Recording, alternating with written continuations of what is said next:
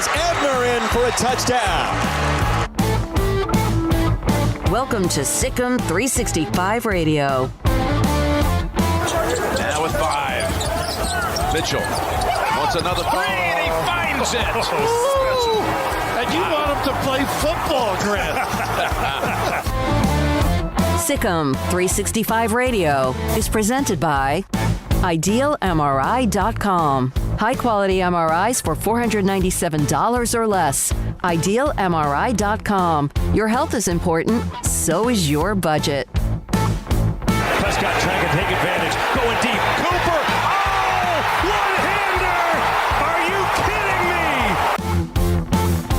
me? The 3 o'clock hour is sponsored by Waco Custom Marketplace. Meats, sweets, Texas treats, and a cut above the rest. 425 Lake Air Drive, Waco. Here is Howard, and it is intercepted. J.T. Woods rips it off for Baylor. Inside the 10, and a 1st and goal for the Bears on our first turnover. Now here's David Smoak, Paul Catalina, and Craig Smoak.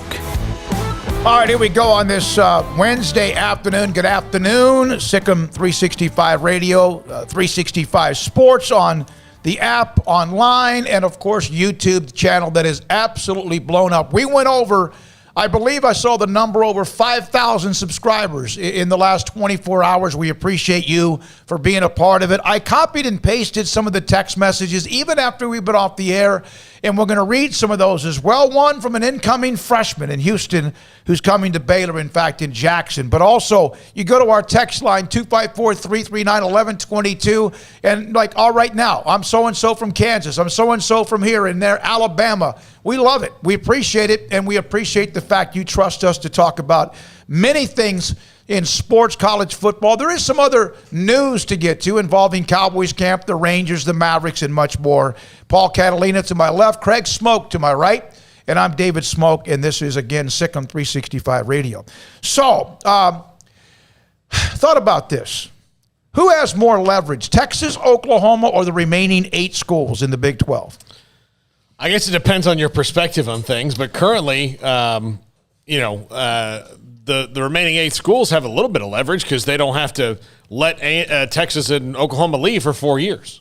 The 8 schools have the leverage. I mean, it's very clear. There's a buyout. There is, this push by Oklahoma and Texas to leave, but there's also this airtight thing called the grant of rights. And the grant of rights matters. If it doesn't matter for the Big 12, then it doesn't matter for anybody. And do you think the ACC or the SEC, as cozy and as comfortable as they might be, do you think that they're going to sit there and go, yeah, grant of rights don't really matter? What would that do to them? That means everybody would just have free reign, right? Right? Yep. So, I mean, grant of rights matter. So the Big 12, if they did anything right this entire time, it was to have the contract in place that they had. And you see how this has all kind of started to slow down a little bit. And now part of that is the fact that they're apparently supposed to have the SEC meeting tomorrow. That's when we'll probably hear more about Texas and Oklahoma and the next step in their joining the Southeastern Conference. But the Big 12 has unless somebody can correct me, they have all the strength in their corner at this moment because they don't technically have to do anything. All they have to do is just keep 4+ teams together for the next few years, and I know that seems unlikely when you're having all this conversation about poaching and other conferences expanding, but, I mean, guys, let's just say all the scenarios we've thrown out there, what if nobody else expands anytime soon? They don't have to, right? So, like, a lot of this stuff originally was just very reactionary, like, oh, my God, like, they did this, now we have to do this, and if we do this, then who does this? But, I mean, quite frankly, you don't see anybody else right now, and I'm sure there are conversations going on behind the scenes, but it's not like we're starting to hear hot and heavy rumors about anything else really happening at this point. So based on what we know about Baylor's stance, based on what Chris Level said about Texas Tech, based on what Randy Peterson said about Iowa State, and I would imagine that probably also holds true for the other 5 schools, they have no motivation to go out right now other than just if the perfect offer came along and it was an offer that they just could not turn down. There's no reason for them to panic and just start, jumping off the life raft right now. So I think the Big 12, as best I can tell, has the I don't know, the edge in their corner as far as this situation goes, but I'm very intrigued to see what Texas and Oklahoma do because I was thinking about this last night. I assume they're going to pay the buyout, right? Mm-hmm. Or this is going to go to court, but I assume that they would just pay the buyout to get out of this and just be done with it. And I saw, where a few Texas people reported that Kevin Eltife has already got the money lined up for Texas. I have not seen that on the Oklahoma side of things. Maybe that's the case. But I assume they're going to pay it out, because if they don't, then what was the plan? If they weren't planning on buying this out, they had to have known the Big 12 was not just going to go like, okay, you guys are free to leave. Here's the door. Yeah. So they had to have known the Big 12 was going to say, no, we got a contract. So that's why I assume they have to be buying this out in the next few days or whatever the timeline is, because if not, then what was the plan? At least they have to buy it out by the end of the year. They're not going anywhere now. They can't not play this year, not this season. So they don't have to write the check today, but they're going to have to write the check between now and 2022. Sometime, you would think, so everyone can react. Mm-hmm. Their hope is they don't have to write as large a check, and that they can negotiate like Maryland did, like others have done, at least 60%, 50%, 70% of what is on the dollar. Well, again, if there wasn't a plan to get out right now, why not just, okay, here's the plan for 3 years from now. In 3 years, we're going to set all this stuff up.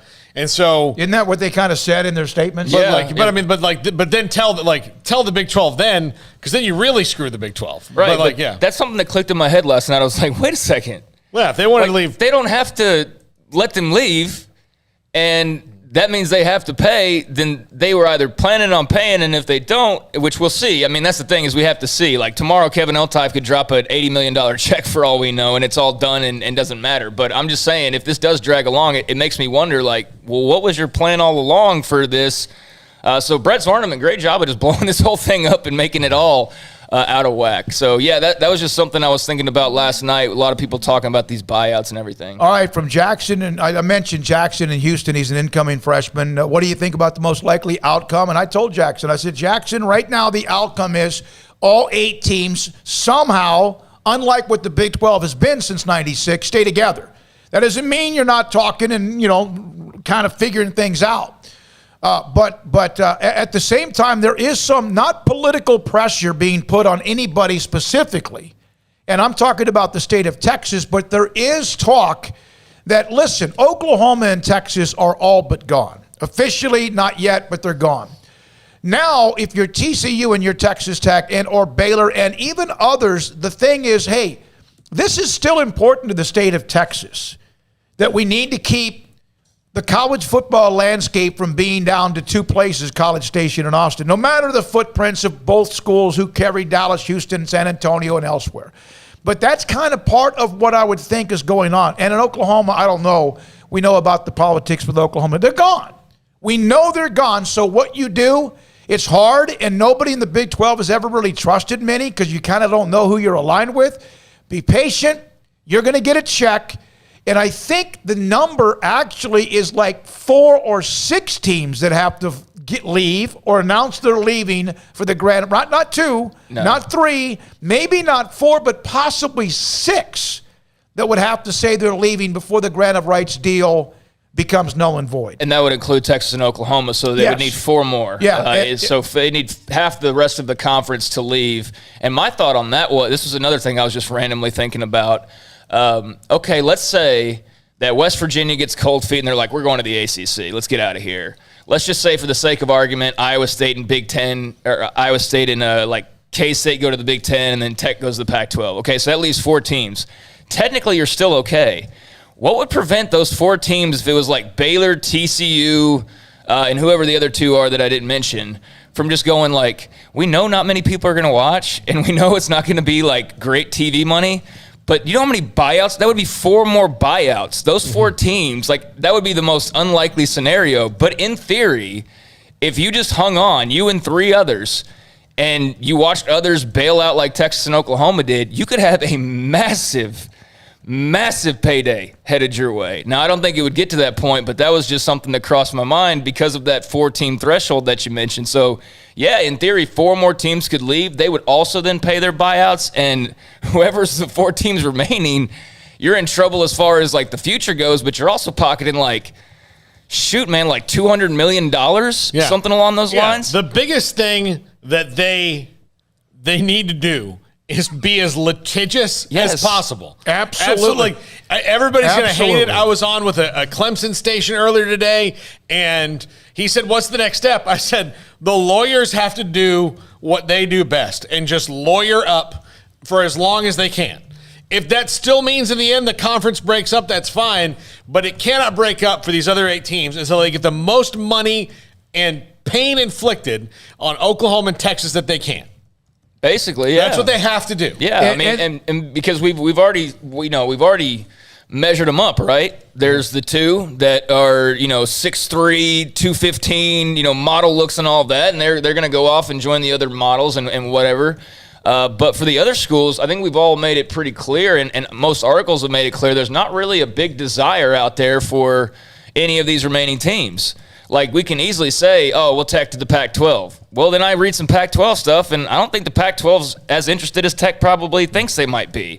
Iowa State to the Big Ten. Well, I read some Big Ten stuff, and I don't think the Big Ten's as interested as some Iowa State fans may think they would be. Same with Kansas. Same with Kansas State. So, it's fun to throw out stuff, but ultimately, you're not seeing any other conferences, as best we can tell, really doing much. So, yeah, I think you hold on to that life raft if you're one of these remaining Big 12 teams as long as you possibly can. And there's actually scenarios like the one I just mentioned of where you could get all the way down to 4 teams, but you'd have so much buyout money remaining after that to me, it just makes sense. If you're a Baylor, you're a TCU, you just keep holding on, man. All right, a lot of you, a lot of you have been on with us and text us, and I've printed a handful of the text in no particular order. We'll have that, the YouTube channel. A lot of you have already said good afternoon from all over the country, and we appreciate it.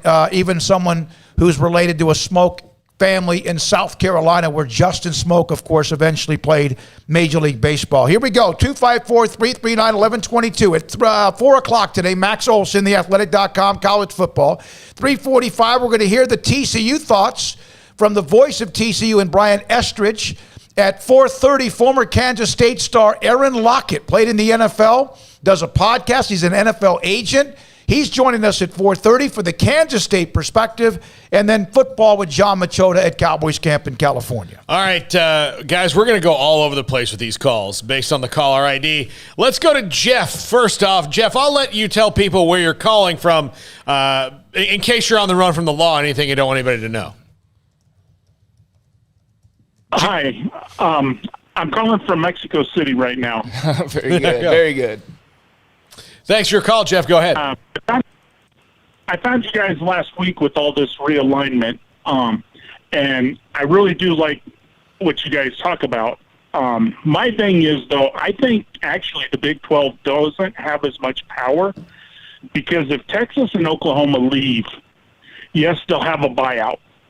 And right now that would be about $20 million per team. But once they leave, your annual television contract is going to go down to about $9 million per team.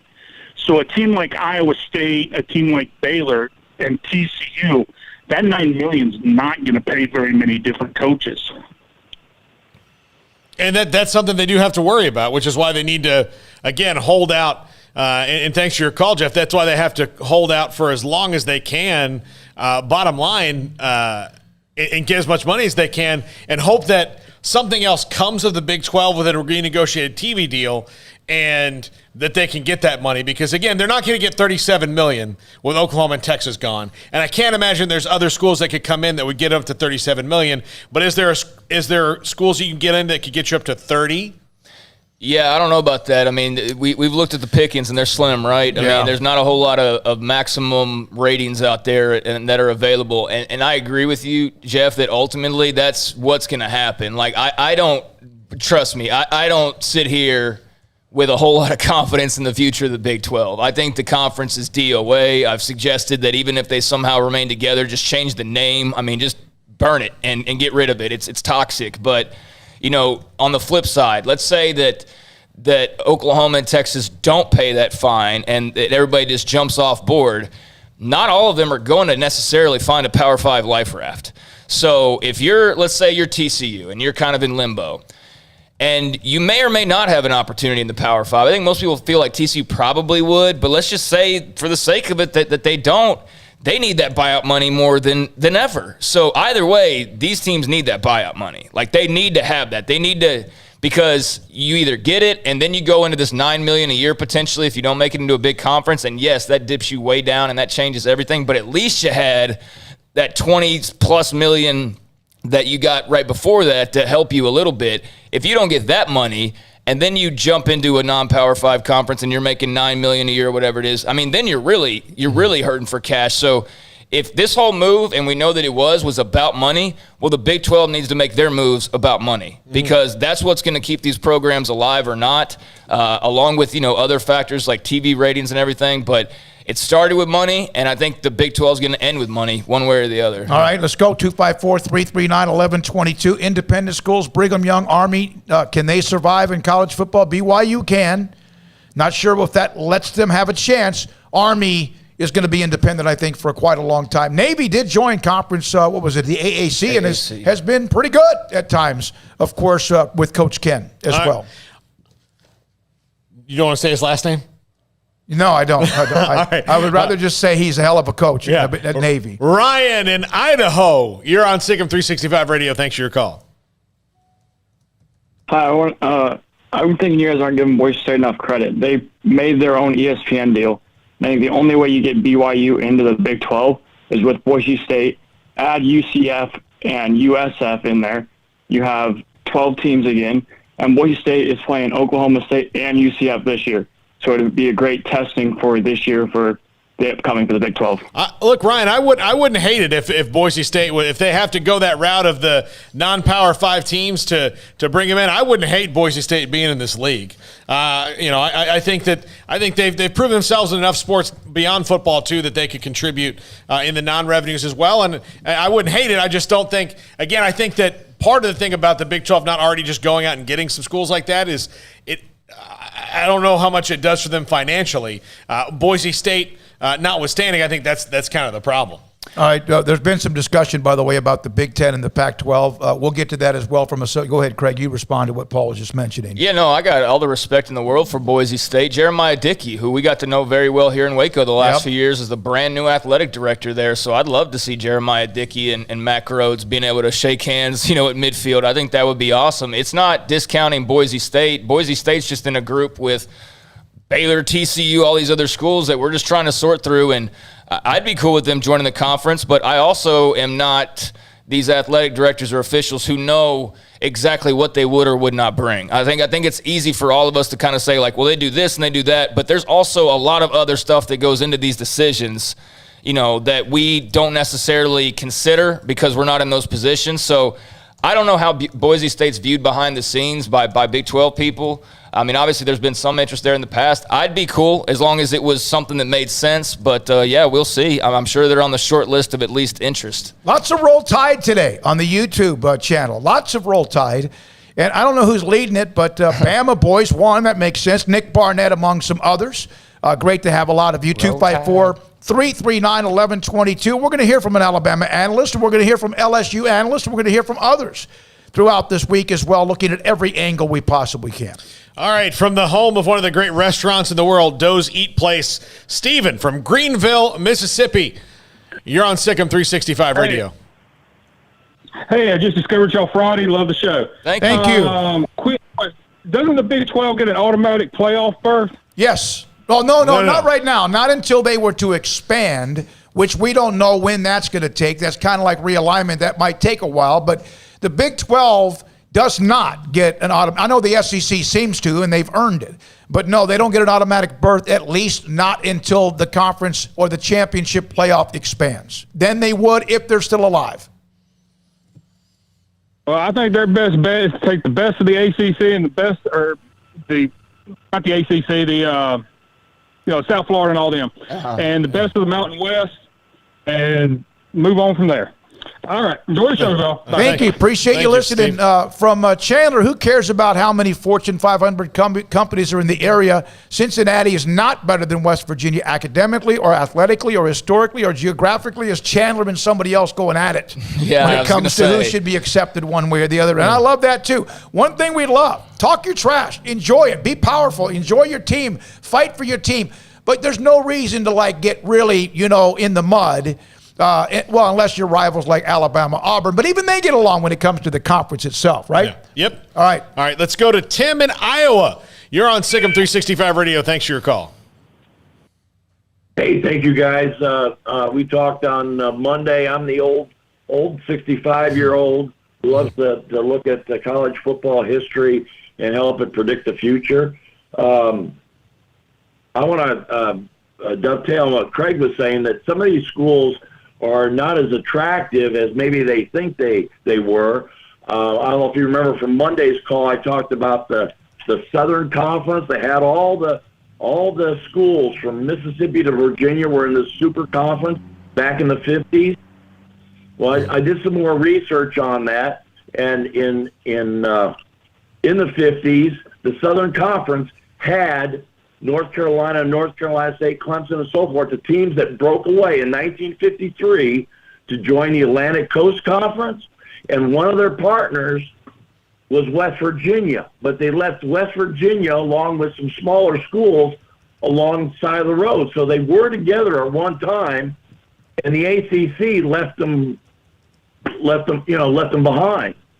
So whenever I hear people talk about, West Virginia is a perfect fit for the Atlantic Coast Conference, I don't think so, because why would they have gone to the Big East, and why would they have gone to the Big 12 if they were such a perfect fit for the Atlantic Coast? Because the Atlantic Coast schools, the bigger schools, the more prestigious schools, left them back in the 50s. So why would they bring them back in the fold now?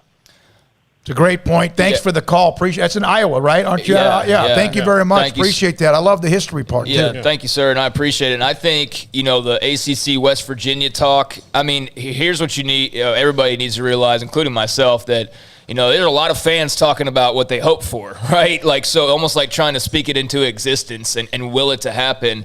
The West Virginia ACC talk, most of what I see is just geographically it seems to make sense, and that's kind of where it starts and stops on most of the arguments that I see.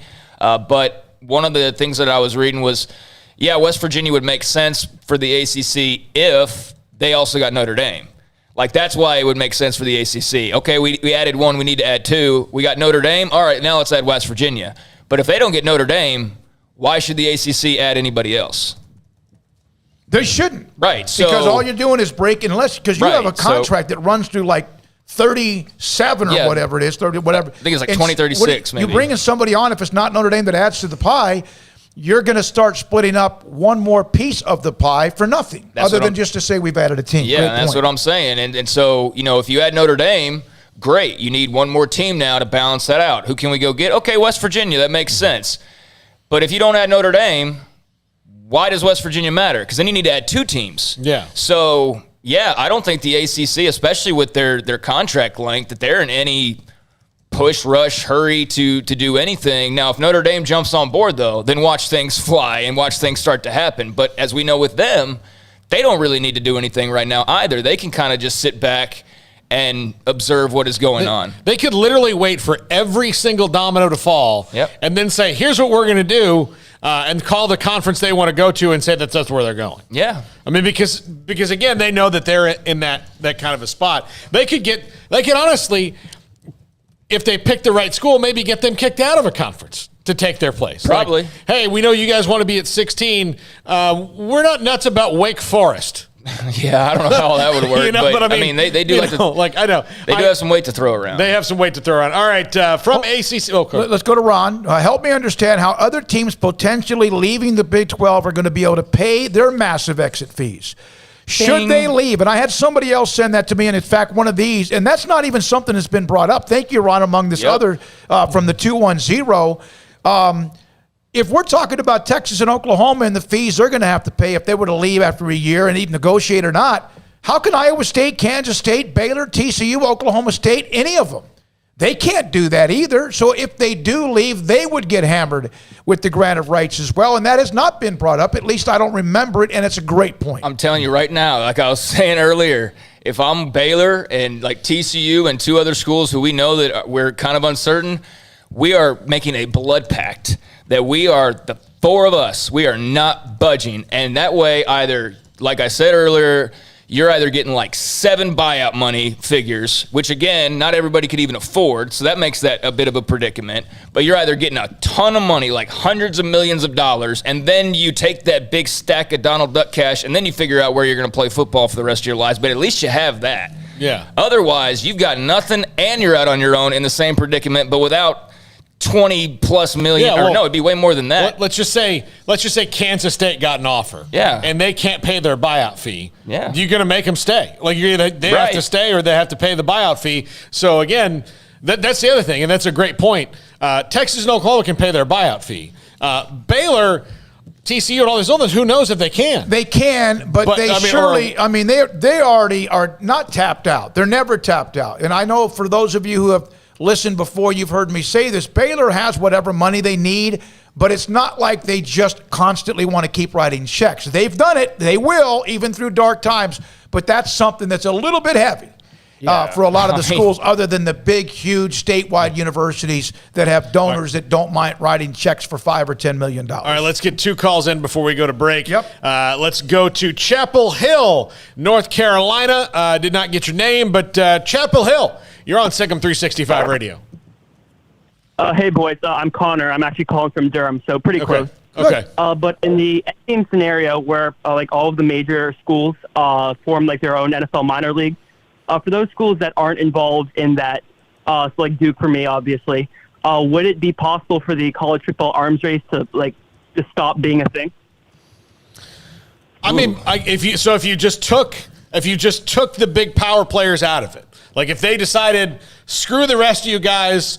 How many power players, someone asked this earlier, and it's a great question. How many power players really are there among the 65 to 68 Power 5 football pro? I'd say like 20 to 25, maybe. Yeah. Maybe. So if you took that 20, like let's just say 24 is a nice round even number. So you took the 24 teams that are the most power brokers out of it, and they did their own thing in their own league that was the NFL Junior. Which is kind of what people think is happening, yeah. And so if you got to that point, which means that the Vanderbilts and Baylors and Dukes of the world are probably out in the cold. Sure. Then the college football arms race changes completely, and that you have to. It's a tiered race, like it's now. So then you're talking about perhaps having one major mega conference, the NIL. The NFL 2. Probably would make sense to call it the NIL because that's what's created a lot of this. That's created, and I've even seen a few notes about that. And then you're talking about you're not going to get. There are no gimmies. The NFL, there's still gimmies, even though it's parity and you never know. And every game's hard to win. A 22-team conference, a 20-team conference with 2 divisions.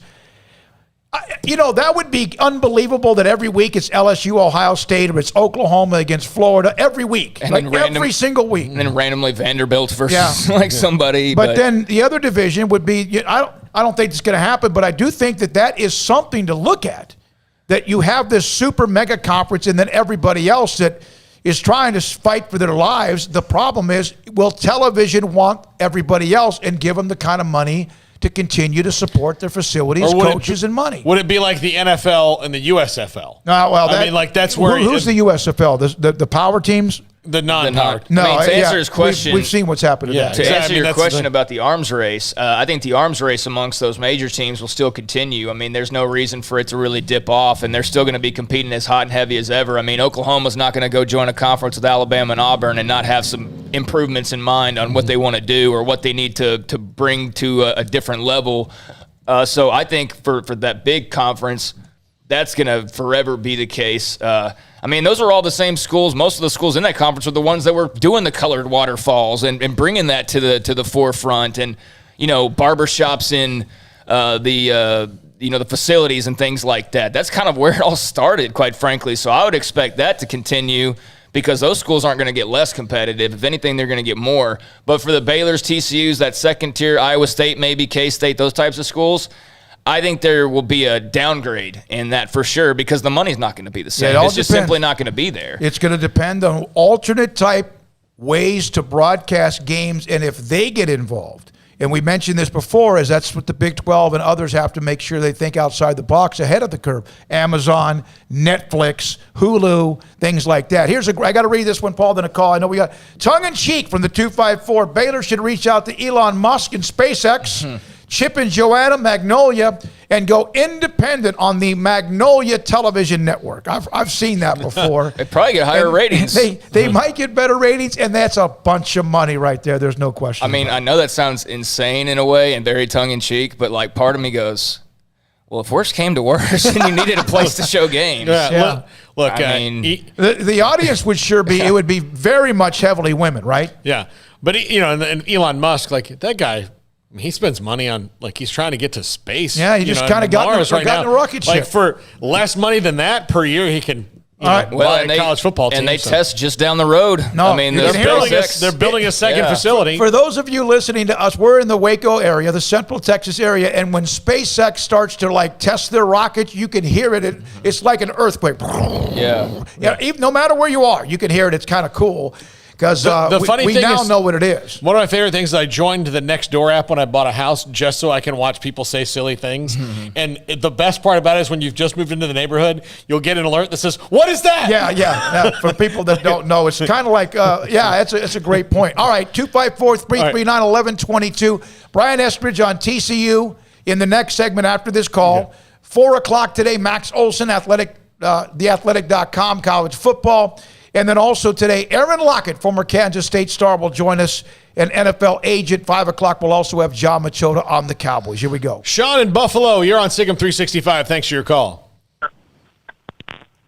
Hey, man, I'm just so shocked by Texas and Oklahoma really running to the SEC. I'm from Bama, moved up to New York, and it's just like, wow, so much money to go around for everybody. Now, how are 18-year-old kids out of high school going to turn away from this type of money, especially with the NIL and all that being into effect now? I just really want to know y'all guys' thoughts on that. I thought the idea was good, like the transfer portal, but then they took a big needle of steroids in both, and I think ruined both. That's my opinion. Okay, here's a story coming from Pete Thamel at Yahoo that Quinn Ewers. Oh, yeah, man. Yeah, the quarterback at South Lake Carroll High School. South Lake Carroll High School is considering skipping his senior year and enrolling in Ohio State so he can cash in his NIL deals right now.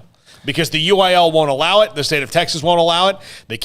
High school players can't have NIL deals. So Quinn Ewers could move up to Ohio State and get his NIL deals now, which brings in another problem with the NIL. Listen, this guy's a great high school quarterback. He's done good things. He's the #1 prospect in the country. But you don't know that he's going to be good in college yet. No, you never know. Even though he's a 5-star and played in the state championship game against Lake Travis, we know he's a great player. In fact, he was originally a Texas commit. How much money would Tate Martell have made in NIL if he had bolted a year early and could have done all that? Now he's in his third school. And how many businesses would have gotten $1 back on that? Yeah, Zero. So, I mean, good for Quinn Ewers that he's in a position like this, and I was hoping that we were going to mention that story.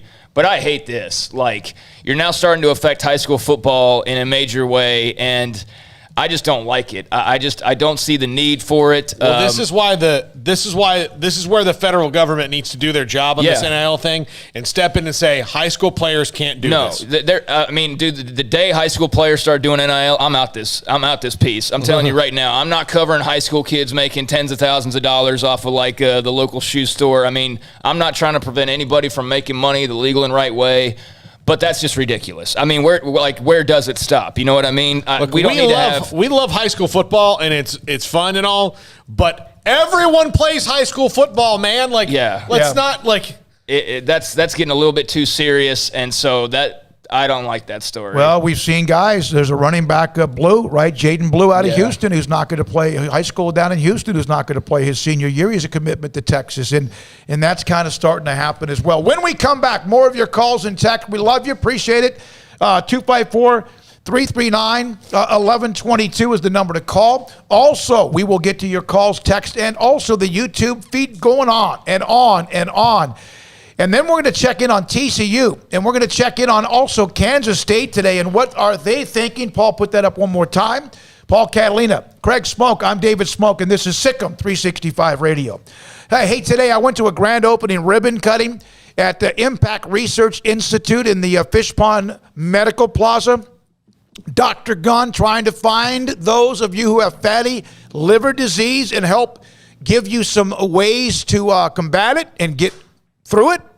Well, the screenings that they are using are through one of our great sponsors from day one of SicEm365 Radio, Ideal MRI, and I saw Dr. LeBlanc there. Al LeBlanc was there as well. He and Rob Maxey and the great staff at Ideal MRI can help you find out. You have a shoulder that you feel like it's something that hurts so bad you can't sleep, you can't function. I had a rotator cuff torn. Had to have surgery in May of 2015, detached bicep. An MRI confirmed what the doctors knew. And then I had the surgery. It's been great. Ideal MRI can do that for you and also save you thousands of dollars, $497 for each MRI or less every time. And they're also where you get screened for fatty liver disease and then eventually get inside Impact Research Institute with Dr. Gunn as well. Al LeBlanc was at the ribbon cutting. They're a partner with them, and they can save you lots of money and find out why you have the pain you do at idealmri.com. Make the summer sales event is going on now at Allen Samuels with the all-new 2021 Jeep Grand Cherokee L. Now arriving and in stock, this beautiful, rugged third-row seat carries the prestigious Jeep heritage. The 2021 Jeep Grand Cherokee L, Laredo or Limited. You pick. Have total values of $2,750 or 0% for 48 months, plus $1,000 in bonus cash. Allen Samuels. Come by. Let's be friends. See dealer for details. All offers have credit requirements. Grant Dideker, under the umbrella of Texas Farm Bureau Insurance, McLennan County agent, but you yourself represent your own business, what you do with customers. What separates you think, from everyone else? I'll educate, let them buy. I'll sit down, go over all the coverages with them, go over everything, make sure they understand it. In case they need to use it, they know what they have, fill in any holes that they may have, or take any excess away they may not need. Your personality, who you are to customers, some people have different personalities. How would you describe yourself? My dad was a coach and teacher. My mom was a teacher, for a few decades each. And again, just I teach, educate, let them buy. And, there's no dumb questions. My dad always said. Grant Dideker, Texas Farm Bureau Insurance, McLennan County agent. If someone wants to contact you, just straight on your cell phone? Yep, 254-265-0442. Grant Dideker, Texas Farm Bureau Insurance, a McLennan County agent. At Impact Research Institute, we can help you identify if you have non-alcoholic fatty liver disease and measure for liver stiffness or scarring. If you or a loved one has diabetes, high cholesterol, hypertension, obesity, or concerns about your liver health, Impact Research Institute may be able to help by providing liver health screenings quickly at no cost, physician counseling, and opportunities to qualify for clinical trials. Visit us at impactresearchtx.com for more. One size fits all. That may be all right for an adjustable belt or cheap sunglasses, but when it comes to your financials, no one wants a one-size-fits-all strategy. Ben Erlinson, your Edward Jones financial advisor, knows that his most important goals are yours. That's why he takes the time to understand your needs, knowing you. That's how Edward Jones makes sense of investing. Ben Erlinson, 100 North 6th Street in Waco, 254-759-8533. Edward Jones, member SIPC. Let Camille Johnson Realtors guide you seamlessly through the process of buying your dream home or selling your current one. Commercial, farm and ranch, or residential, Camille Johnson Realtors can smoothly and successfully lead you through any transaction. With a team of 28 experienced agents who are excited about serving you, Camille Johnson Realtors services the entire greater Waco area. If you're in the market to buy or sell, contact Camille Johnson Realtors, 104 Midway Center in Woodway, or find them online at www.camillejohnson.com. Camille Johnson Realtors, elegant, charming, warm. Welcome home. Stepping into a new pair of boots is great, but stepping into the boots of a U.S. Army officer can also add confidence and leadership skills to your son or daughter's career path. There are more than 150 occupational specialties to help them find the best fit for their future. See all the things your son or daughter can achieve in our boots at GoArmy.com. U.S. Army Waco Recruiting Company, 254-598-8131 or 254-776-1543. Welcome back to SicEm365 Radio. Are you a SicEm365 superfan? Then try out our premium subscriptions at SicEm365.com. All right, some more text. For the Big 12 kind of looks stupid right now, don't they, for the way they treated other schools during the possible expansion a few years ago, like Cincinnati, Brigham Young, Boise State, Houston? That could hurt them a little bit. Yeah. I mean, I don't know if they look stupid, but I do know that was something in which they scoffed at those schools the way now maybe conferences are looking at them. Yeah, it's that old life lesson, right? Of you never know, treat people right on the way up because you never know who you're going to meet on the way down, right? And that's kind of what the Big 12 is probably feeling to an extent right now. So yeah, it'd be interesting to see, obviously where all the chips fall, but the Memphises, the Cincy's, the other schools that are involved in that group that's been mentioned from time to time, yeah, they're kind of, I'm sure, chuckling a little bit right now, but also at the same time going, but we'd still like to come, so please still invite us. Yeah. But by the way, that'll be our top 5 today, is if that's the scenario of adding schools to the Big 12, the 5 that I would add. We have text that we're not going to be able to read right now, but 714-251-901-360-620-605-512 is down in the Austin area as well. Here we go. All right. The calls. To the 254, and Cody, you're on SicEm365 Radio. Thanks for your call, and thanks for holding. Hey, how y'all guys doing today? Doing great, Cody. All right, I'm calling from Arkansas, and I'm a big Hog fan. I just want to talk about Texas and OU going to the conference. It's 2 things. It can mean a lot of things for us Hog fans. We get the Texas game back in Little Rock and possibly another rival game with Oklahoma. Bad thing is the recruits. Man, it's 27 players from Texas and 10 players from Oklahoma. And I'm guessing whenever Texas join the SEC, those numbers are going to drop. And there's only 38 in-state recruits from Arkansas. And the news is that's around here in my home state is Arkansas is going to get ready to play Arkansas State in 2025. And they're scared they're going to lose the in-state recruits to A-State, which I believe is going to happen. Because let's just be honest, in the past 18 years, ever since my favorite coach has left over, just for what reason, I don't know. They haven't been good, and A-State has been doing really well. Really well. Here's my thoughts about what you're saying. Oklahoma doesn't have a lot of they have talent. They have blue chip talent on some of the schools we've just discussed, but Arkansas does have to rely on Memphis. They have to rely on Louisiana. They have to rely on Texas and Oklahoma. I don't think it's going to hurt their recruit. I really don't. I think that all it does to me is you're now getting to play against people that maybe don't recruit you from Oklahoma and Texas. There's a lot of that goes on with TCU and Baylor here in the state of Texas. Gary Patterson, when Art Browse was at Baylor and they had their success, and even now, they get players who are very good and then they develop them who were turned down by Texas, Oklahoma, and A&M. And listen, they've turned out to be NFL-type players too, in some of them, a part of them. So I still think Arkansas, in my opinion, is fine. I don't know quite the landscaping as you do, but I think that it's going to just strengthen what their story is. And Cody, I'll tell you what it's about. It's about 2 things for Arkansas. They've not had consistent athletic directors, and they've not had consistent coaches. And it's about the athlete and the coach. If they get that right, then the recruits will come because they'll come and play in college towns if the coach is right. Clemson was and also ran for a real long time. A long time.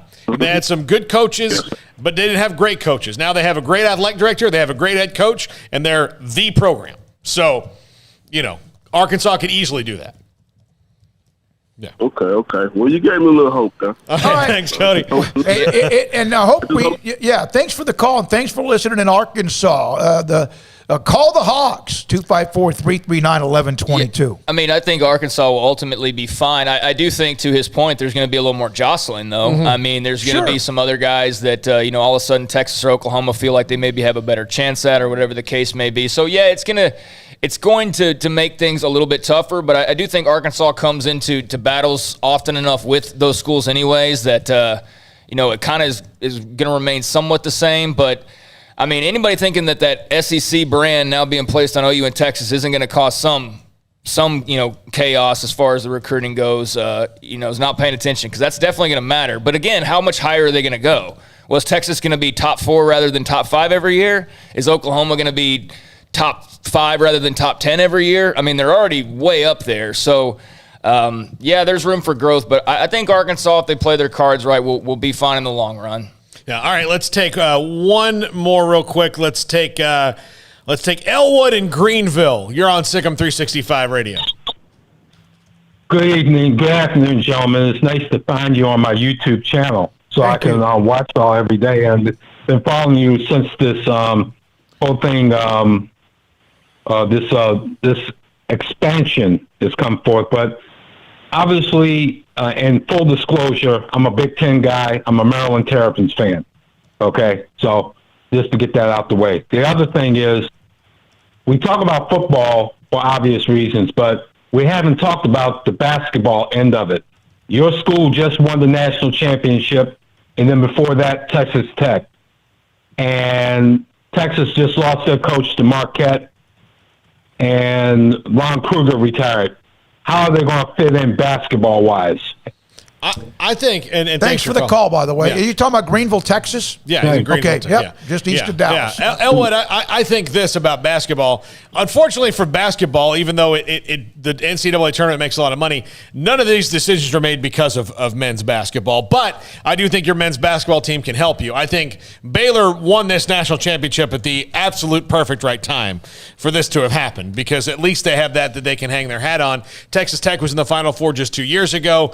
Look, Lon Kruger retires, but they got the coach from Loyola Chicago. And let's say this: Texas did not lose their coach to Marquette. Yeah. Texas did not lose their coach to Marquette. Texas's coach left to go to Marquette. He was asked privately, because quietly, they wanted to hire Chris Beard from Texas Tech. We like you, Shaka, but you probably need to walk out. Yeah, and I wonder, how much thought was in, I guess, UT and OU's minds about. I'm curious how far out they were planning the SEC move, and if they had Porter Moser or Chris Beard, in mind, like as a big move to make upon, kind of the timeline of entrance into to the SEC. I don't know about that, but yeah, I think that both schools will be fine in basketball. The SEC's gotten a lot better in basketball. I know it's definitely raised its game up another level. So what's already a competitive league is going to be a lot more competitive, because Chris Beard and Texas are going to be good.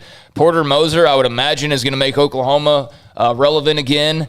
They've been kind of down for a few years now, but I mean they've had runs. I mean they had the Buddy Hield run not that long ago. They had the Trae Young. They had oh man, I've been going way back, Hollis Price. But that's probably too far back. But yeah, I mean Oklahoma's had some recent success. So I think both will fit in fine. I think it'll just make that much more of a strong conference when it comes to hoops. All right. Thank you to all of you who called. The text messages, lines are blowing up everywhere, all over the state, all over the country, from every fan base, even North Dakota State. When we come back, Brian Estridge, not to be confused with one of our partners and a great owner in Brian Etheridge. Brian is the voice of TCU. He'll join us at 3:45 or in the next segment. This is SicEm365 Radio. PettyClinicLowT.com. Dr. Ken Petty can help you become the high-performance man that you want and need, and even worse, used to be. As you get older, things like testosterone can drop. I'm talking to men. 1 out of every 3 men have symptomatic issues of low testosterone. Could be sleep, could be your focus or energy, lethargic issues you're fighting, and yes, it could be your sex drive. Just things aren't the way they used to be. It happens. Look at TV and watch all the commercials about ED or things like that. PettyClinicLowT.com can help you, but you have to contact them. Get on their website, PettyClinicLowT.com, number and email in the top left-hand corner. Tell them I sent you, and Dr. Petty will get you set up with lab work, get your testosterone levels, and along a few other things as well, and put you in a program, become the high-performance man you want to be, you need to be, and maybe used to be at PettyClinicLowT.com. Y'all listen up. Let me tell you something about group meals from Rudy's Barbecue. It's got all you need for all the folks you gotta feed, smoked meat, sides, and more. There's everything down to the tablecloth, just like the one that you see at the store. At a bridal shower, it's better than flowers. In a long business meeting, it'll pass the hours. It'll feed all the cousins at a family function. It's better than potluck at a church luncheon. Next time you need to feed 10 or more, call and order a Rudy's group meal. Next in line. Rediscover the thrill of driving with power and exceptional handling and control in a new 2021 Cadillac from Richard Car Cadillac. Whether you drive the dynamic 2021 CT4 or CT5 sedan or the sporty and spacious XT4, XT5, or XT6 lineup of SUVs, starting at only $32,900, the Cadillac of your dreams is waiting now to make your 2021 an exceptional year at an affordable price. Test drive from the expansive selection at Richard Car Cadillac or let us bring a test drive to you. Go to richardcarcadillac.com to schedule a test drive today. At Ideal MRI, we feel blessed to be a part of the Waco community. We're a small family business right here in Central Texas, and our goal is to bring down the cost of healthcare while maintaining high quality. At times like this, the cost of healthcare has never been more important, and unfortunately, significant illnesses and injuries still occur. That's why Ideal MRI is open and here to serve you through the difficult time. We offer premium MRIs just like a hospital with state-of-the-art technology and specialists, but you'll pay less. Sometimes thousands of dollars less, whether you're using insurance or not. At Ideal MRI, we accept most insurance and there are no hidden costs, even offering financing if that's needed. Everything included in the price, and you'll not get something as a surprise in the mail later on. If you need an MRI, ask your doctor about Ideal MRI. They'll know. You can schedule an appointment safely from home online in minutes at idealmri.com or give us a call, 833-IDEAL-MRI, idealmri.com. With more than 160,000 alumni worldwide and counting, the Baylor family is growing. And through the university's expanded Baylor alumni program, the family is growing closer. With hundreds of local volunteers planning events in cities and towns around the country, you can gather with fellow Bears no matter where you are. So, get connected, get something started, get involved, and make plans to get together with Baylor alumni. Visit us at baylor.edu/alumni. Southwest Sports Medicine and Orthopedics, the team physician of Baylor Athletics. Our doctors specialize in the diagnosis and treatment of any and all sports-related injuries, celebrating over a decade of service in Central Texas. Our doctors are equipped to handle a wide range of issues, whether it's your foot or ankle, orthopedic spine care, your hand or wrist, knee and shoulder pain, or if you're in need of our arthritis or total joint clinic. Come see us at the new Baylor Scott and White Ted and Sue Getterman Sports and Orthopedic Center. Trusted doctors at Baylor Trust, Southwest Sports Medicine and Orthopedics. Our goal is to get you back in the game. Riverbend Liquor and Wine has their easy-to-access drive-thru open and convenient and clean in-store location on the corner of Lakeshore Drive and North 19th Street in Waco. Riverbend Liquor has the best and most extensive variety of craft beer selections in Waco, and Balcones Whiskey, including single malt, pot still, baby blue, rye, brimstone, and the all-new Lineage in stock. Riverbend Liquor and Wine, family-owned and operated, and a hidden gem in Waco on Lakeshore Drive and 19th Street. And find out more on Facebook and Instagram. Welcome back to SicEm365 Radio. The SicEm365 Radio Live Guest VIP Hotline is sponsored by Stonewood Dental. We are all in this together. All right. Couple of more text line. Oh, we got Brian? We got Armstrong? Okay, here we go. We'll get to that later. And Ron, by the way, a Sooner living in Omaha. That's where I was born. Just joined us, 918 text. We're now joined by the voice of TCU, Brian Estridge. We saw Brian at Big 12 Media Days, covers the Frogs, all in with the Frogs, and joins us on SicEm365 Radio. Brian, we know Baylor and TCU don't like each other. They're very similar, and again, they're not. Can they become friends here until they can get all the money and then look up after the rubble and figure out there's a way better than what they have right now? No, I think they're holding hands right now, David. I think they have to. They have to until you're right, until they get the money, until you cash in on the prenup, as a buddy of mine told me. You got to get that prenup money first.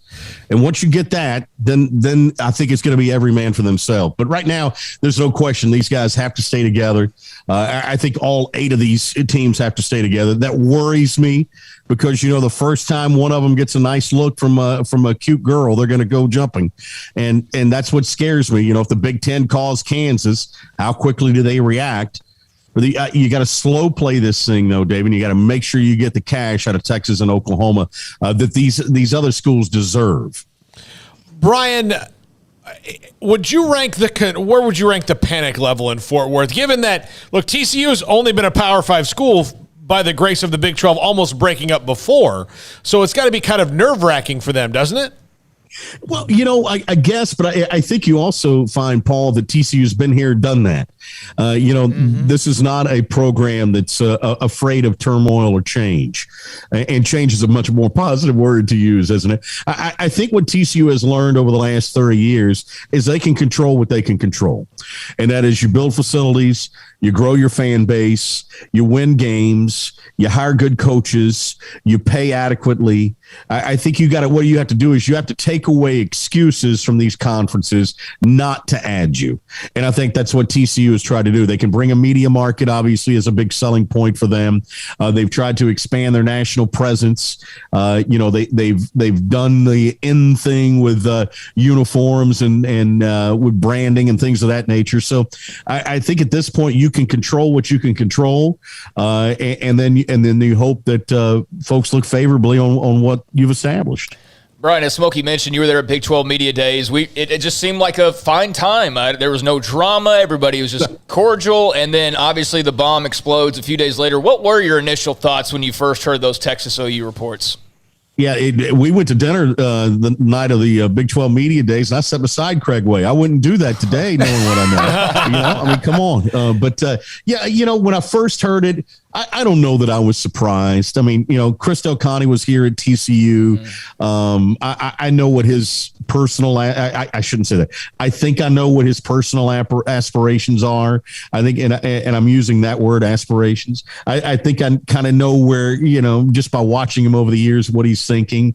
And so that doesn't surprise me that he was able to orchestrate this. What does surprise me a little bit, and did surprise me, was that Oklahoma and Joe had gone along with it without, I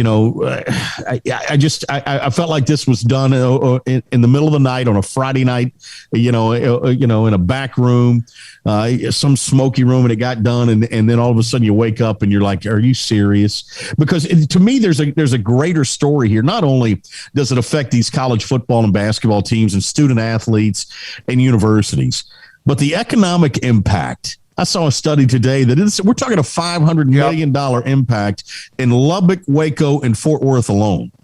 That's not talking about what's going to happen in Ames, Iowa, or happen in Stillwater, Oklahoma, or happen in Manhattan, Kansas. But in those three Texas cities, you're talking about a $500 million impact.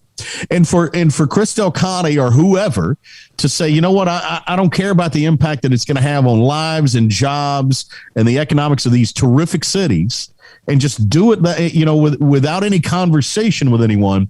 To me, that's what really was disheartening. Yeah, and especially since he was at TCU. Yeah, I know that when you leave and he's in a bigger ocean, whatever, but yeah, and I know Ray Perryman, it was about 10 years ago when he threw out a story about how it impacted the economics of Texas with A&M and the SEC. It didn't go over very well. This one was more about three specific cities that you're talking about, not about Texas's economy crumbling, but yes, in Waco, Lubbock, and Fort Worth, among the TCU fan base, it will have an impact, no doubt. You're talking jobs, you're talking hotels, you're talking rental cars, you're talking flights, you're talking restaurants, and we know how restaurants have struggled during the pandemic. Think about that. Just think about what now all of a sudden you're going to lay this on top of them.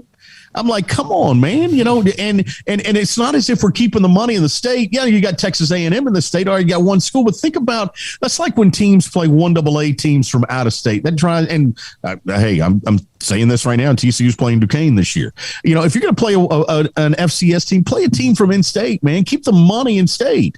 It's vital for our economy, and I think that's just short-sighted, that portion of it, as far as the impact it's going to have economically. Brian, going back to the deal that they made, like you said, in a back room on a Friday night, together, I think, and I mentioned this on the air the other day, this had to be like a SEAL team surgical strike. This wasn't something that you had to get a lot of people involved in. Like, I wouldn't be surprised if less than 10 total people knew about this. Because if you had more than that, how could you? Yeah.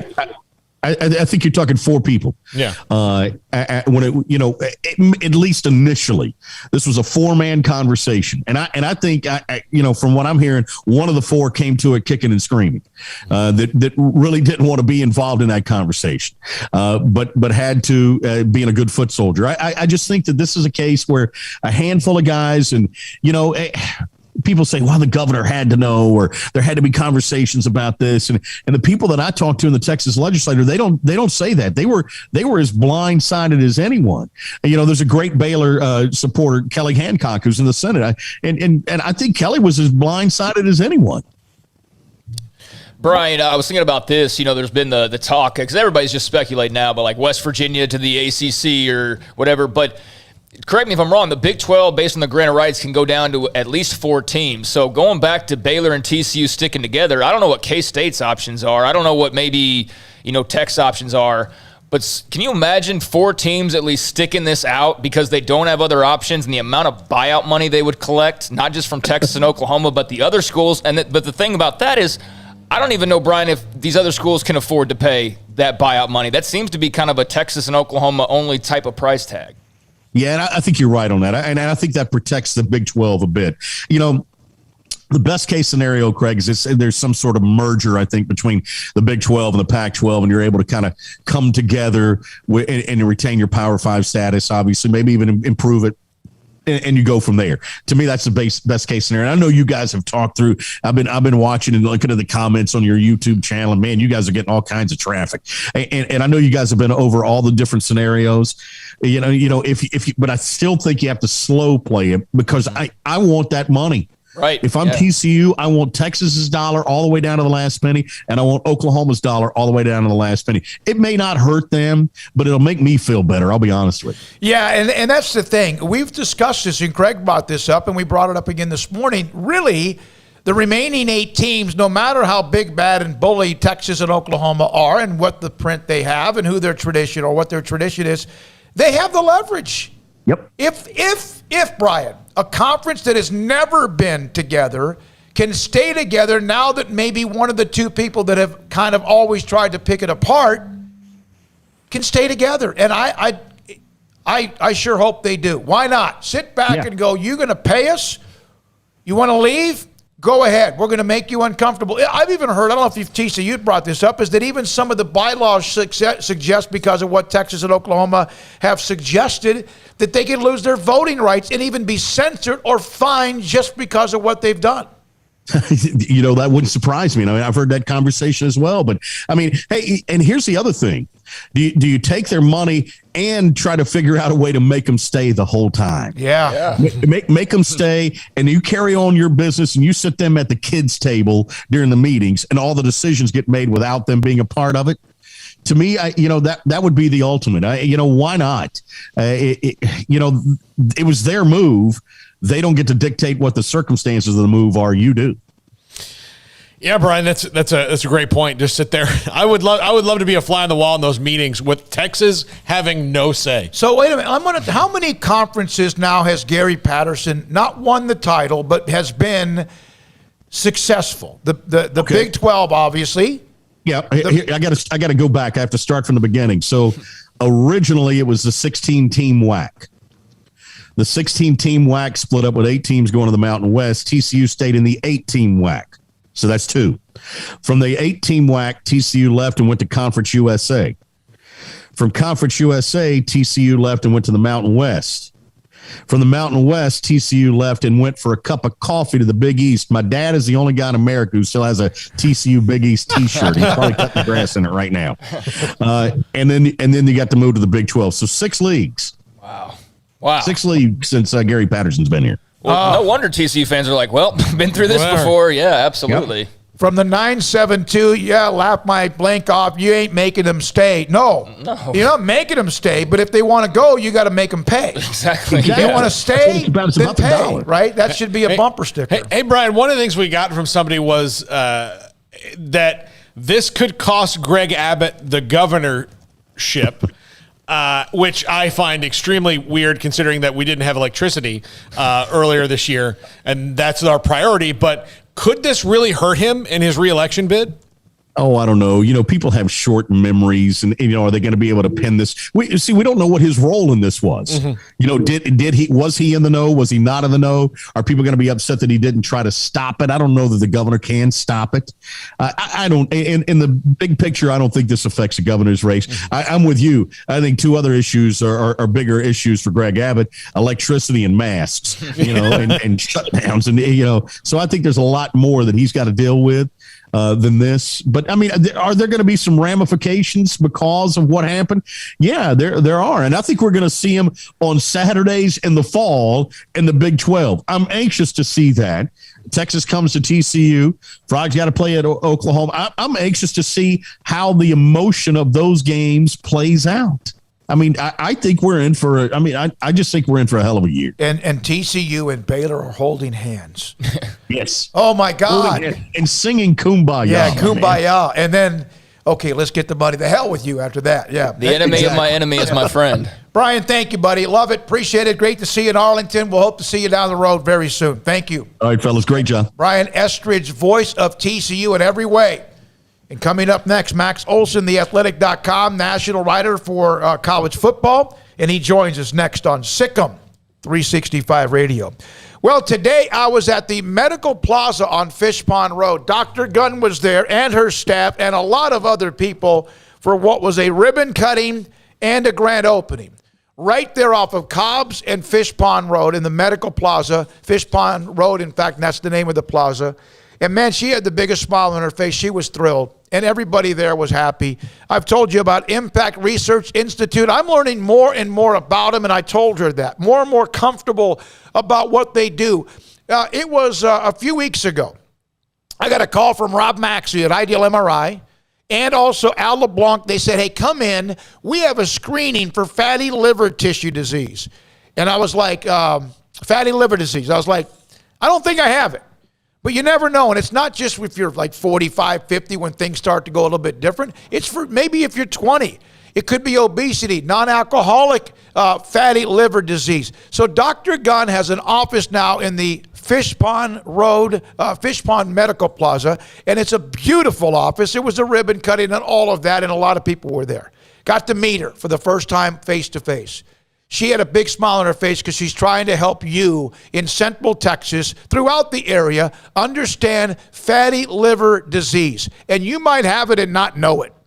And so is Ideal MRI because they're the ones who are doing the screening. And then Dr. Gunn is they're getting clinical research. They're getting the ability to even have you as some research and get paid for it. Think about this. Ideal MRI and Impact Research Institute on Fish Pond Road, trying to save you from fatty liver disease.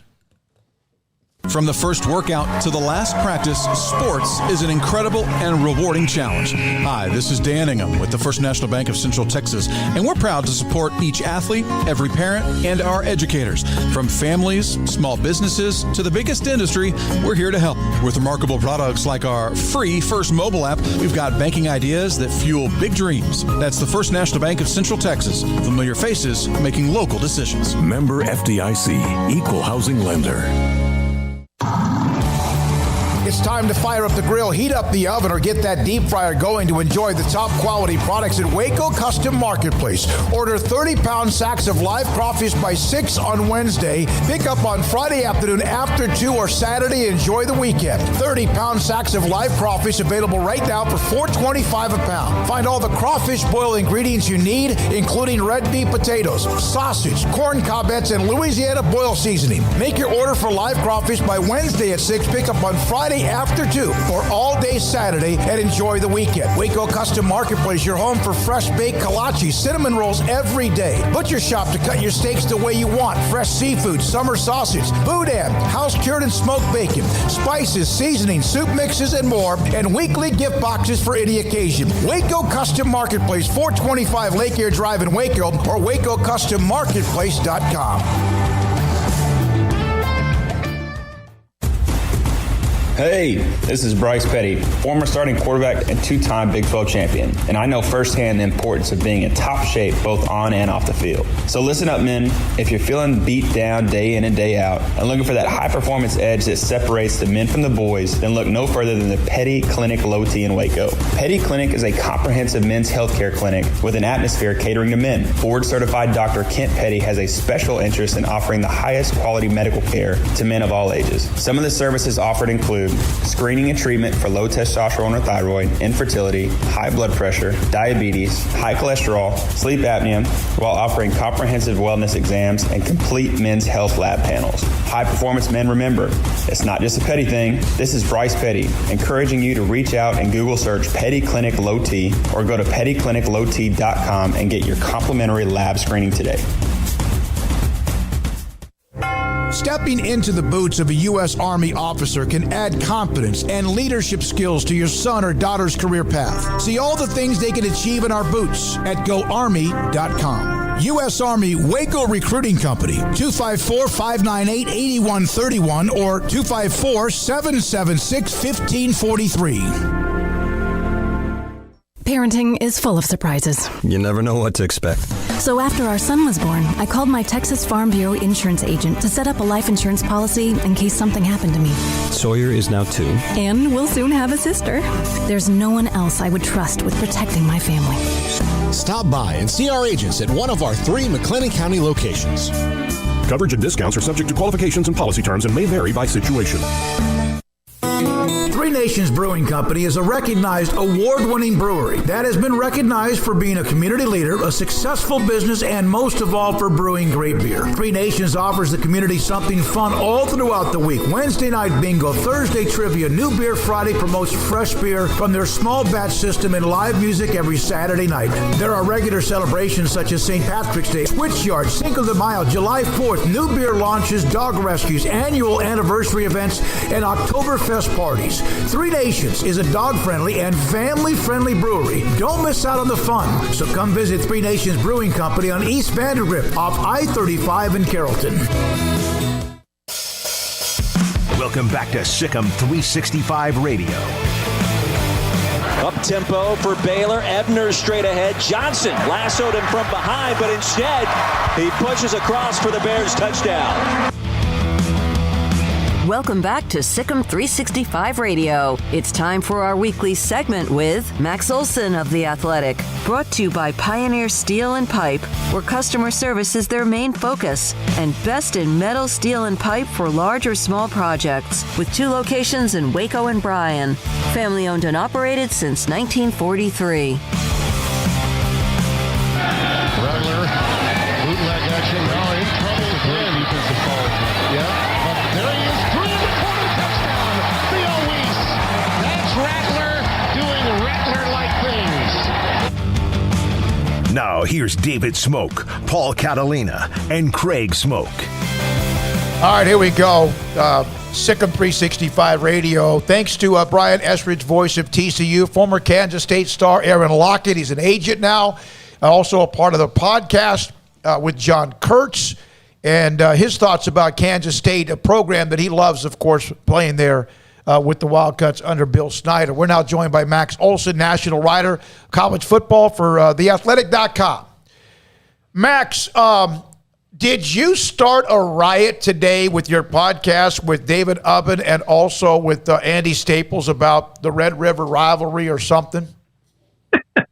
Oh, no. We were just joking about possible future outcomes here because there's that's all we're going to have just years and years here of sitting around thinking of how this future is going to go. And I joked that maybe if the Big 12 wanted to be very petty, then next year they try and lock up the Cotton Bowl in October and have like TCU play Oklahoma State or something like that and set up just a new Red River. But People yelled at me on Twitter about that. They didn't so much care for that joke. Oh, I love it. I love it. Yeah, sometimes you have to have a sense of humor, just a little bit. In this day and age, sometimes that's difficult, but we need it. Just a little bit. Max, what's your best guess? Because I don't think anybody believes it's going to be 2025 before this goes down. What's your best guess on when it actually does, when the legal wrangling gets pushed to its limit?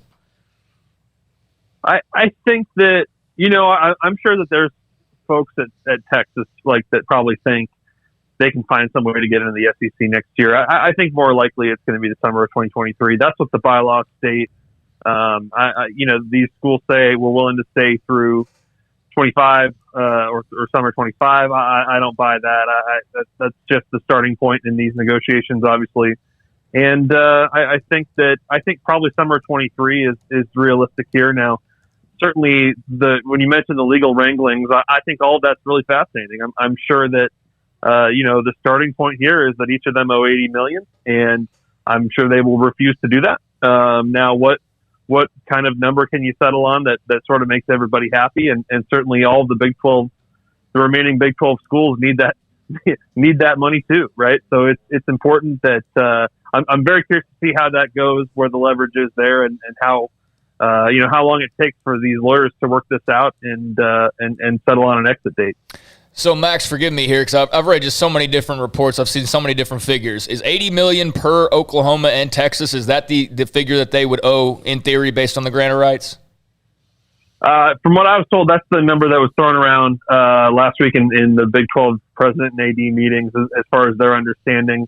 I've heard other things about additional costs on top of that, but it seems like that's the sense of based on the last 2 years of the TV deal, it seems like that's sort of the round number that people are throwing around right now.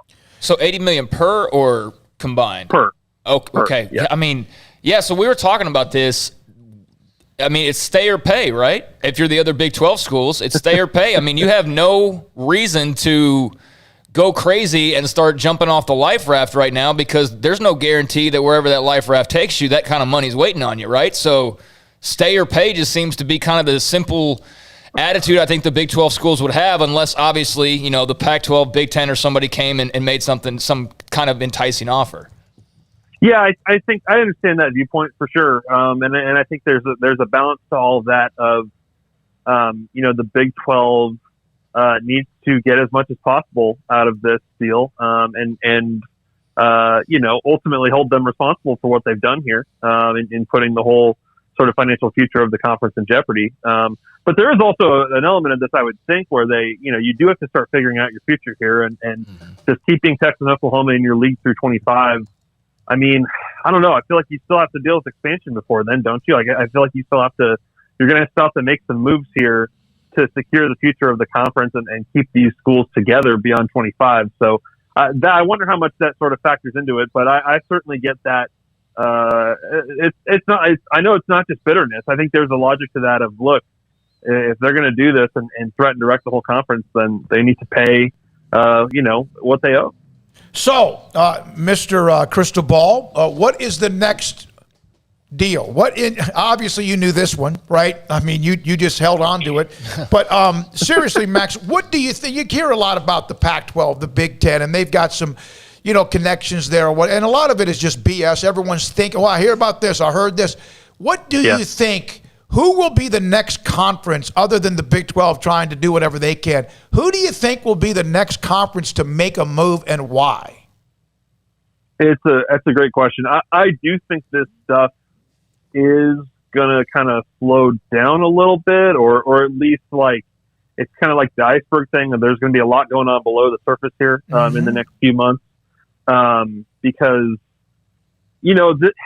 as much as I'm sure fans want an answer on what the future is as soon as possible, I think this does require some patience, and not just because of the grant of rights through 25, but just from the mere fact of, I think these Power 5 leagues are going to have to get together and talk about, okay, what is the SEC doing, and what do we need to do to counter it, and actually plan for the future, not just thinking about, what we're doing in 25, but what are the next 10, 20 years look like, and where can we add value? And to me, based on it's such a hard thing to predict right now, because you've also got 3 new commissioners in those positions. And so it's like, do you be really aggressive now, or do those guys kind of want to play it safe a little bit and kind of get the lay of the land a little more? I think if I had to guess today, I'd say the Pac-12, because I think George Klevkoff is kind of an outsider among these 5 commissioners. He also a deal maker. Like, I think he's going to come at this. He's kind of a wild card in this whole landscape. I think he'll come at it with a different approach, and He said yesterday they don't have to expand, but I think he's very intrigued by all the contact they're getting and some of these ideas of scheduling alliances and stuff like that. I do think he seems more likely than the others. And we saw how Kevin Warren handled things last year, obviously, but I think he seems more likely than others to jump into the fray here. What do you think this means for the future of Bob Bullsby? I mean, 2 weeks ago, he told everybody who asked him that he didn't think realignment was an issue. He also was on the working group for the 12-team playoff with Greg Sankey, who knew this was going on for at least a little bit longer than Bob Bullsby did, and kept it to himself. If you're the Big 12, do you move forward with a new commissioner if you stay together, or what do you think his future is? I mean, I understand if y'all are frustrated and want to put this on him. I get that. Obviously, the not losing sleep at night comment, I'm sure he, deeply regrets that. But I can't say that this is Bob Bullsby's fault. I really can't. First of all, what was he supposed to do over the last decade to put them in the position that the SEC's in? I mean, that's just not happening. And it's not that you can't change your lot with the TV companies and all that. To be making those kind of payouts, and if the SEC wants to come for somebody, then they're going to say yes. So I think that part of it's tough, and certainly you could argue okay, should Bob Bullsby have known this was going on? I don't really think so. I think that Oklahoma and Texas clearly kept a very, very tight circle on this stuff. It shows that this thing was ready to go. Within a week of it leaking out. I mean, I think that Oklahoma and Texas kind of handled this masterfully, as did Sankey, and certainly the Big 12 got played. But I can't say that Bob Bullsby and the Big 12 office should have known this was going on. If anything, I think everyone in the Big 12 feels like this should have been disclosed to them a long time ago. So that's the kind of conversation you have over the weekend about what do you need. That should have happened months ago. I just got a text. I want to check on this. That Big 12 may have sent ESPN a cease and desist letter to ESPN demanding ESPN end all actions that may harm the conference and its members, and if not, communicate with the Big 12 Conference's existing members or any NCAA conference regarding Big 12 Conference members. There's a lot of this here. So here comes some of the legal stuff, huh? Yeah. Oh, certainly. Certainly. I think that it would be, it would be naive of all of us to not talk about, and I don't work there anymore, so I can say it. I mean, it would be naive of us to not talk about the role that ESPN plays in all this. They're the ones that contributed to telling the Big 12, no, we're not renegotiating with you, while also renegotiating with the SEC at the same time. And I'm sure having some part in, this courtship between Texas, Oklahoma, and the SEC. So, yeah, I like the backlash and the Big 12 sort of picking their targets on who to blame here and going after them. This is one of the next steps here, and certainly there is an immense amount of frustration and real questions about what role do the TV partners play in all this, and ultimately when Texas and Oklahoma do go to the SEC, it's going to be ESPN who makes everybody whole. So I think that money piece of it is also very important. And by the way, have you guys talked about this Quinn Ewers thing that just came out? Yeah, we talked a little bit about it. Yeah, absolutely. I mean, I think clearly that what crazy times we're living in. I mean, that is going to shake things up in that state quite a bit too, because I think that's the massive story that is going to be a big problem for high schools, and certainly the UIL policy, I think, probably should change on that. But the idea of a kid, quitting high school because he's getting sponsorship offers, I mean, tells you that we're heading into a whole new world here that is going to have some pretty crazy outcomes. One of those unintended consequences they didn't think about, probably, right?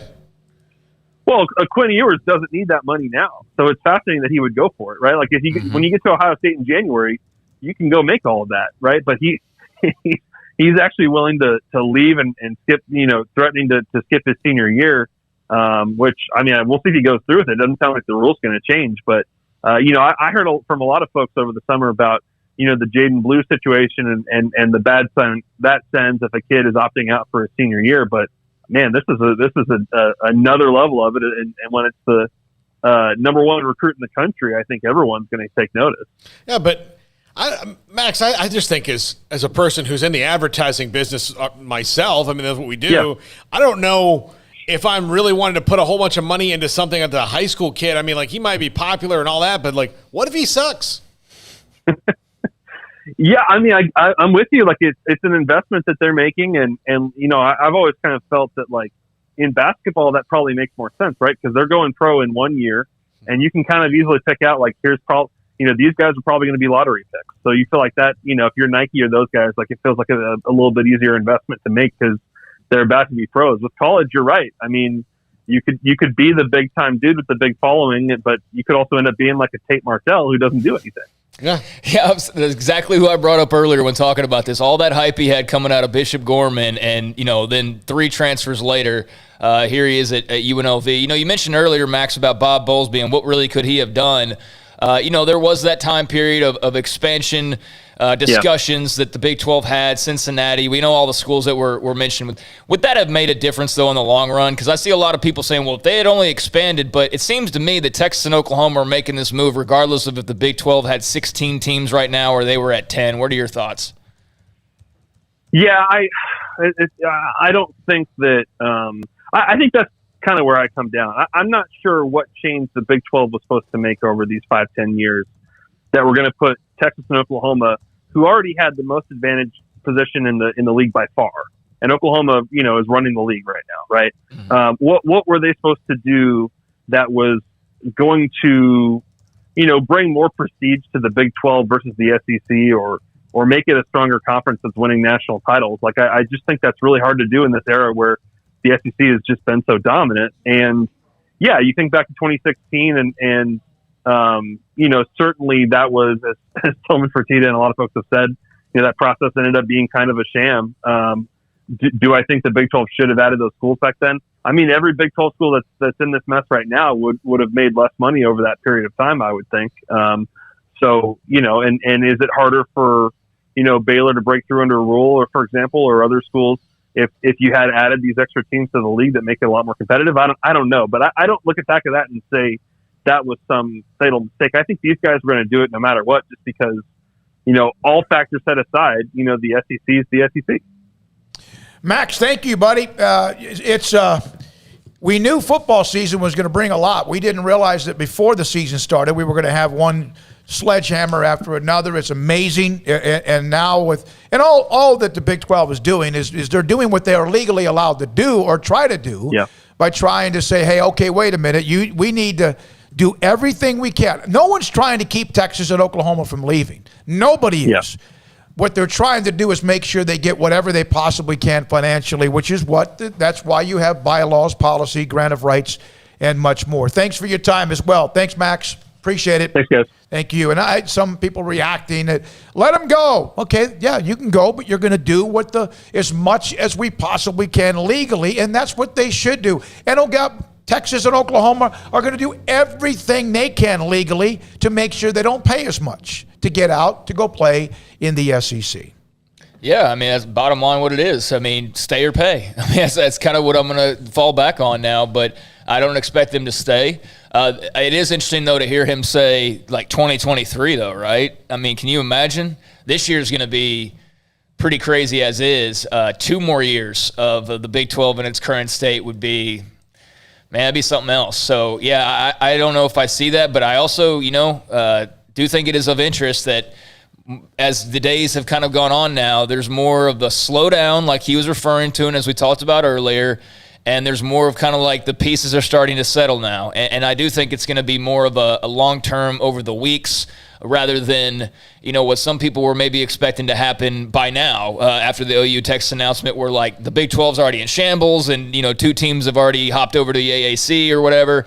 I mean, that's not been the case. So, yeah, I expect this is going to be, you know, something for the long haul, and this will be a very interesting season, that's for sure. Yeah, those whatever the last games are, whether it's this year or next year, when we know what the last games are with all these places, especially on the road for those teams, are going to be bad. Yeah, no, I mean it'll be spirited for sure, and there'll be some angry people, no doubt, but that's no different than most road trips. It'll just be a little bit more personal than it was previously. But yeah, I think that the Big 12 is actually in a good spot. There's no reason for them to just simply say, hey, go right ahead, guys. Don't let the door hit you on the way out. I mean, they have to do what's best for the conference, and so that's why we're going to see this probably play out a little while, unless you were to have Oklahoma and Texas just decide, you know what, we're cutting these big checks and we're moving on. But until they do that, this is going to continue on the path that it's on right now. All right, this is from Glenn Kenny. The Big 12 is holding its breath, dropped to the floor, and throwing a fit. No, they're not. They're not. If Texas and Oklahoma, they're gone. At some point, they're gone. If they can do what they're doing, then you react to it. And there'll be counters back and forth, and guess who ends up making a lot of money? Texas and OU, possibly the remaining 8, and a bunch of attorneys. I mean, we just got done hearing him say that each school owes, on paper right now, how much? $80 million. Mm-hmm. So I don't know about you, but I'm not passing up $160 million to be split between 8 schools. That's $20 million per. It's $20 million off a COVID year. That's not being selfish. Look, they were the ones that decided to leave. Under contractual obligations, it's the Big 12's turn now to say, okay, but if you're going to do that, this is what you have to do. So now the ball is really in OU and Texas court. And I know the Big 12's ultimate goal is probably for just things to fall through. The longer they drag this out, the more chance of something falling through. I don't think anything's going to really fall through with OU and Texas. It might take them a little while longer to get there than we expected. But bottom line is the Big 12's not doing anything wrong. They got blindsided last week, and now they're scrambling, trying to figure out what the future looks like, and they're sure as hell not going to pass on $160 million for their schools. Hey, I told a story to somebody today about when I was first in radio, I had to do this leadership show with a Taekwondo teacher, and they promised to pay me $200 per show. We recorded 19 shows. I saw $0 of that money. And every time I see that guy in town, I don't talk to him because he owes me $3,800. Yeah. That's $3,800 I'm pissed about. Imagine if it was $80 million. Yeah, I mean, the only thing a guy has on me is he knows Taekwondo, but he still owes me $3,800. Yeah. So, and if you don't have a future conference, that $20 million, that matters. That matters a heck of a lot because that might be what's kind of floating you for a while. So, yeah, that money is important. And, hey, this whole thing, said a few minutes ago, started because of money. And to a further extent, prestige and security and all of that. But a big part of this whole SEC move was, in fact, money. And so now it's the Big 12's turn to be the ones concerned about money. I don't think there's anything wrong with that. I did find this funny. A guy who covers UTSA, Javi, said after the ESPN news, ESPN's about to have Texas Tech and TCU playing at 6 a.m. on Wednesdays. All right, and again, the Big 12 just countering. That's what lawsuits, that's what settlements, that's what this is about. It's like they're having a divorce, and now you're trying to kind of get what you can or not, and that's what's happening. And you can't just let them walk. And if you're a UT fan or Oklahoma fan and you're on our text line or Twitter account or you're on the YouTube account, you're like, oh, my God, they're being babies.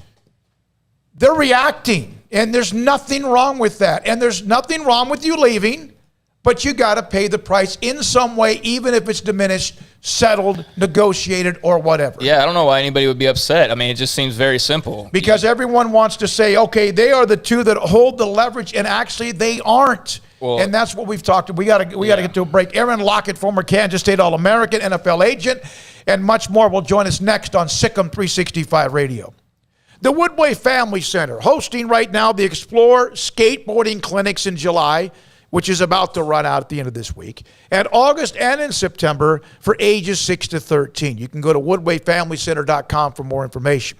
But also there are various clinics that continue for basketball, tennis, and also gymnastic. Registration continues and is open. Talented coaches from different, I guess some of them maybe at Baylor, Midway High School, among some others in the Woodway area. And oh, by the way, archery clinics, that's pretty cool, and running disc golf clinics. Archery is one of the few, and maybe was the first sport that I watched when the Olympic Games began in Tokyo in the United States combo. They got knocked out in the very opening round by the 15th seed. So archery clinics are going on as well. Go to discoverwoodway.com for more information when you want to register for these clinics and much more, and also for places if you need to stay. It's discoverwoodway.com. Boozers is the wedding ring store and more. If you're ready to get engaged or already married and want to upgrade your wife's ring for a special anniversary, Boozers is the place to go. With the largest selection of premier quality diamond engagement rings and wedding rings in Central Texas. They have 7 cases with over 300 styles of rings from top designers like Natalie Kay. Choose from yellow, white, or rose gold, plus beautiful top quality loose diamonds. With an in-house jewelry, they can also custom make anything you want. Bring in a picture or drawing and let Boozers create your one-of-a-kind pendant or ring. They can even use some of your old gold and diamond jewelry to create something new. At Boozers, you'll find a great selection of quality timepieces, and Boozers is the place for expert watch maintenance and repairs too. They specialize in expert Rolex watch repair for fine jewelry, watches, custom work, and more. Go to Boozers on Valley Mills and Lake Air Drive in Waco. Boozers, the wedding ring store.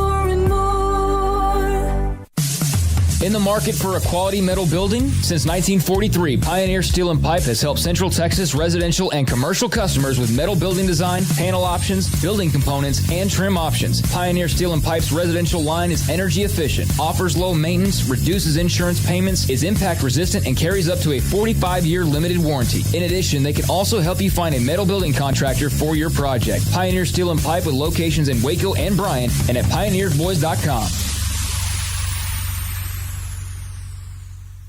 Do you or your kids get nervous about going to the dentist? Stonewood Dental, Dr. Steve Childress, he can help. I've spent a career taking care of patients who as children had bad experiences, and now they're adults that hate going to the dentist. If I get a kid at 3 years old and they come every 6 months and it's a happy experience, it's normal for them. Now they have an accident at 6 or 7 or 8 at school. Now they have a broken tooth or a trauma, and they have to come here. They're used to lights, they're used to water in their mouth, they're used to experience, they already trust us. It's amazing what we can do with that kid without it being a negative thing. But if I see a 6 or 7 or 8 year old that's never been to the dentist, and now they have a trauma or an unfortunate unexpected toothache, it's harder to do that for that kid and it not be somewhat of a negative experience. So bottom line is I try to teach kids and adults and teenagers and everybody the way I'd want my family treated, which is where it's a necessary part of life. You just take care of it. It doesn't have to be that big a deal. Learn more, stonewood-dental.com. With so many companies and policies out there, it gets so confusing shopping for insurance, and I never know if I'm getting the policy that's right for me. Luckily, I met the team at the Niche Group Insurance Agency. With the Niche Group, you can go to one company and get access to coverage options from many insurance carriers, and you get to speak to a real person about your specific coverage needs. With the Niche Group, I know I'm getting the right coverage at the right price. If you need insurance, talk to the experts at the Niche Group at 1-800-258-8302. How did Edward Jones become one of the biggest financial service companies in the world? By not acting that way. Financial strategies, one-on-one advice, it's a big difference. And that's why Brad Wilson, your Edward Jones financial advisor, makes sense of investing. Experience the difference for yourself. Brad Wilson, 250 Sharon Drive in Woodway, 254-776-4337. Edward Jones, member SIPC. Welcome back to SicEm365 Radio. Have you subscribed to our YouTube channel? Do it today by searching SicEm365 on YouTube. Former NFL player, CFL, former All-American wide receiver, NFL agent, and also a part of a podcast with John Kurtz, who covers Kansas State. Aaron Lockett joins us now on SicEm365 Radio. Aaron, thank you very much for being a part of the show. From the Kansas State perspective, former player there, you cover them as well. What is this? How's it been the last 5 to 7 days or 6 or 7 days in Manhattan? It's been a hard pill to swallow. You know, I think Kansas State has been one of the staples in the Big 12, and just to know that, you know, OU and UT is looking to go into the SEC, I think it puts a little bit of damage on the conference. Aaron, from the K-State perspective, and I think a lot of the schools in the Big 12 maybe feel this way, even though they wouldn't admit it, but where do they feel like they fit in outside of the Big 12? Because you just mentioned they've been a staple in the Big 12. They were in the Big 8. Like, they are the perfect Big 12 school. That's what Manhattan is. It's a Big 12 town. Yeah, it's right in the middle of the map, right? And so you're centrally located, probably 6 hours from every university that's in the Big 12. And so now what's next for Kansas State? And I think if you look at opportunities, Most likely the Pac-12 looks like a great opportunity for Kansas State. You know, we played USC in a one-off games here and there. We've had an opportunity to play UCLA, Oregon. And so for us, we played them in bowl games, but I think that's a great opportunity for us to get some exposure, expand our notoriety out to the West Coast, and I think that fits perfect for Kansas State. Aaron, what do you think about the potential of these 8 schools sticking together and just riding this thing out as long as they can? Or do you get the feelings that maybe up there in Manhattan there's not going to be as much patience, and there might be the feeling that, hey, if there's an opportunity, they're going to jump on it and take it no matter what? Well, I know that Kansas State will always look at the other schools and try to do the right thing, right? I've always used this model, though. You're single until somebody wants to date you. And so look at the West Virginians of the world. If West Virginia gets a notice from the ACC, do they jump? Most likely. It makes sense for them. The problem with the other schools remaining in the Big 12 is that who's going to be that staple win that can propel you into the top 10? I think we always had an opportunity with OU and UT always being in the top 15. And yes, you'll have the Texas Techs and the K-States and the TCUs every now and then be in the top 15. But the problem now is you don't have that staple win every week that can get you there. And so if you look at the SEC, I kind of look at the Olympics now, right? Look at Simone Biles. Now, her degree of difficulty is so tough that even if she messes up, she's still better than everybody else that's performing. That's what the SEC is now. If you can beat an Alabama or Georgia, it doesn't matter if you lose to LSU or Arkansas because you have some of those wins that can propel you into the top 10. The Big 12 no longer has that. You have to basically run the table in order to get the notoriety that you're looking for out of the conference now. Yeah, it's a weird time. As a former player, with what Bill Snyder did, not once, but he did it twice, a miracle at Kansas State, and you know that. As a former player, is there a concern that the program, if things don't go well, could end up, being a group of 5 and getting $8 to $10 million a year rather than 30, 35? Yeah, anytime you cut your revenue by 75%, your business is going to suffer, just across the board. I think the biggest problem now is it's a recruiting tool. You're going to be hampered on the recruiting side because, once again, kids want to play close to home so their families can come and watch them play. But, if that opportunity is not there anymore and we get pushed into a different conference, then it's like, what's next for the university? And the problem now is most kids want to go play and they want to go to the National Football League. And so the SEC is going to be one of those conferences that now has ample enough teams to push you to the NFL. And the Big 12 already struggled to get some recognition, and now it just makes it a little bit harder. So, Aaron, if you are a player who's in this situation, who's sitting, at a Big 12 school, what are your thoughts? How do you react to this, especially given the fact that the transfer portal's wide open now? Yeah, well, the transfer portal is a problem within itself, right? It works out for some people, but there's a ton of kids that are sitting in the transfer portal. They're putting their careers on hold, hoping that somebody doesn't give them a broken promise. And the truth is, it's probably not going to always work out that way. And so if you're sitting at this university now, you just sit still. You just got to hope that what is the time frame it's going to take for this to make happen. Now, the NFL, if that's your end goal, they'll come find you. Obviously, more exposure is great, but you've got to go out there, and now it's important that you play better than ever. For Kansas State, it's important that we go out there and put our best game on the field at all times. We've always tried to do that, but now it's even more important because other conferences are looking and saying, how attractive is it for you as a university coming to our conference? What do you bring? We bring a strong fan base, right? But you also got to bring quality football play, quality basketball play, track and field, all of the athletics. We look at it from a football standpoint, but let's look at it just from athletics in general. And so that's the thing that all of these universities have to do now is put their best product on the field and or the court immediately. Aaron, what have been your thoughts on seeing how name, image, likeness has been adopted and kind of worked to this point? I think it's wonderful. I think eventually you're going to get some more of a better process, to say the least. But for now, I think it's great that the college athletes can now use their name, image, and likeness to get whether it's services and or money up front. I think it's amazing. This gives people more of an interest just in promoting themselves. I think you've seen a lot of kids now come out with merchandise deals. Going forward, I think you'll see a lot more services provided, whether it's the Arkansas team going to get the barbecue NIL deal. I just think it's pretty cool that kids are now in that space now where they can have that entrepreneurial mindset and they can start building a brand while they're in college. The biggest thing, though, is your brand only grows as well as your play grows. And so you've got to continue to play well, right? There's no joy in having a billboard on a highway if you're not very good as an individual. And so that's one thing that everybody has to keep in perspective, that at the end of the day, if you play well, there's an opportunity for the NIL to treat you well.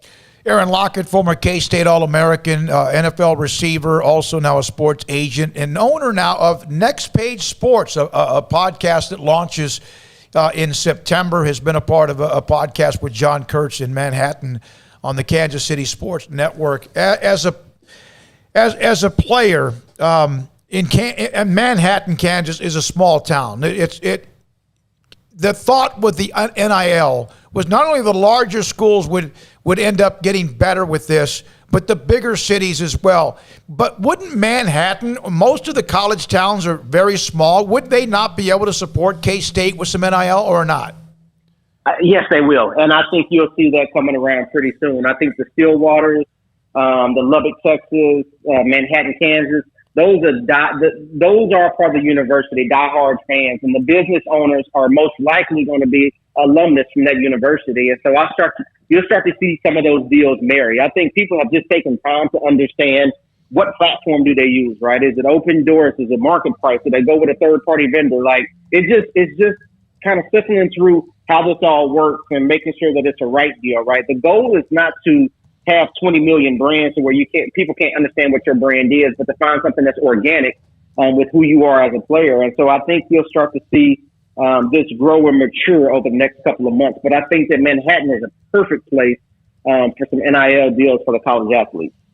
Aaron, I'm curious, the Big 12 Media Days were last week. K-State's in that bottom half. I don't know if you call it the bottom half, but in that second half of the preseason rankings, we cover Baylor on a daily basis, and they're kind of right there next to each other. What are your thoughts so far on Chris Kleiman? What are you expecting this season? I had an opportunity to meet Kleiman not too long ago, and I'm really impressed by him. I'm a Snyder guy, but I've been impressed by the way that he's taken ownership of the football team. Excited for our players, right? We brought in some guys on the defensive side of the ball. We've got Skyler coming back. We've got Deuce in the backfield. There's a chance for us to be really good. Once again, I think we're right there. I think everybody's bought in. The coaches have bought in. I've watched each and every game, and so I'm excited for the football to start happening, so we can see what does it look like. But we have some signature wins over the last couple of years. We've done very well against the OUs of the world, which shows you that we have the talent. And now it's just about being consistent and making sure that we can go up there, we can go to Ames and show up, and make sure that if we come down to Waco that we play a good game. And it's just about putting it all together consistently week in and week out. But they've done an excellent job of bringing great talent up to Manhattan. Well, and heck, they've been a bee in Texas bonnet forever. Kansas State was. So, Aaron, okay, we ask a lot of the old school Baylor players this question, especially from the Browse era, where they were just flying with 4x100 guys on the team. So, if you had to set up an all-time K-State football player 4x100, would it be 3 Locketts? you, your brother, and your nephew, and Terrence Newman, or would you have a different lineup altogether?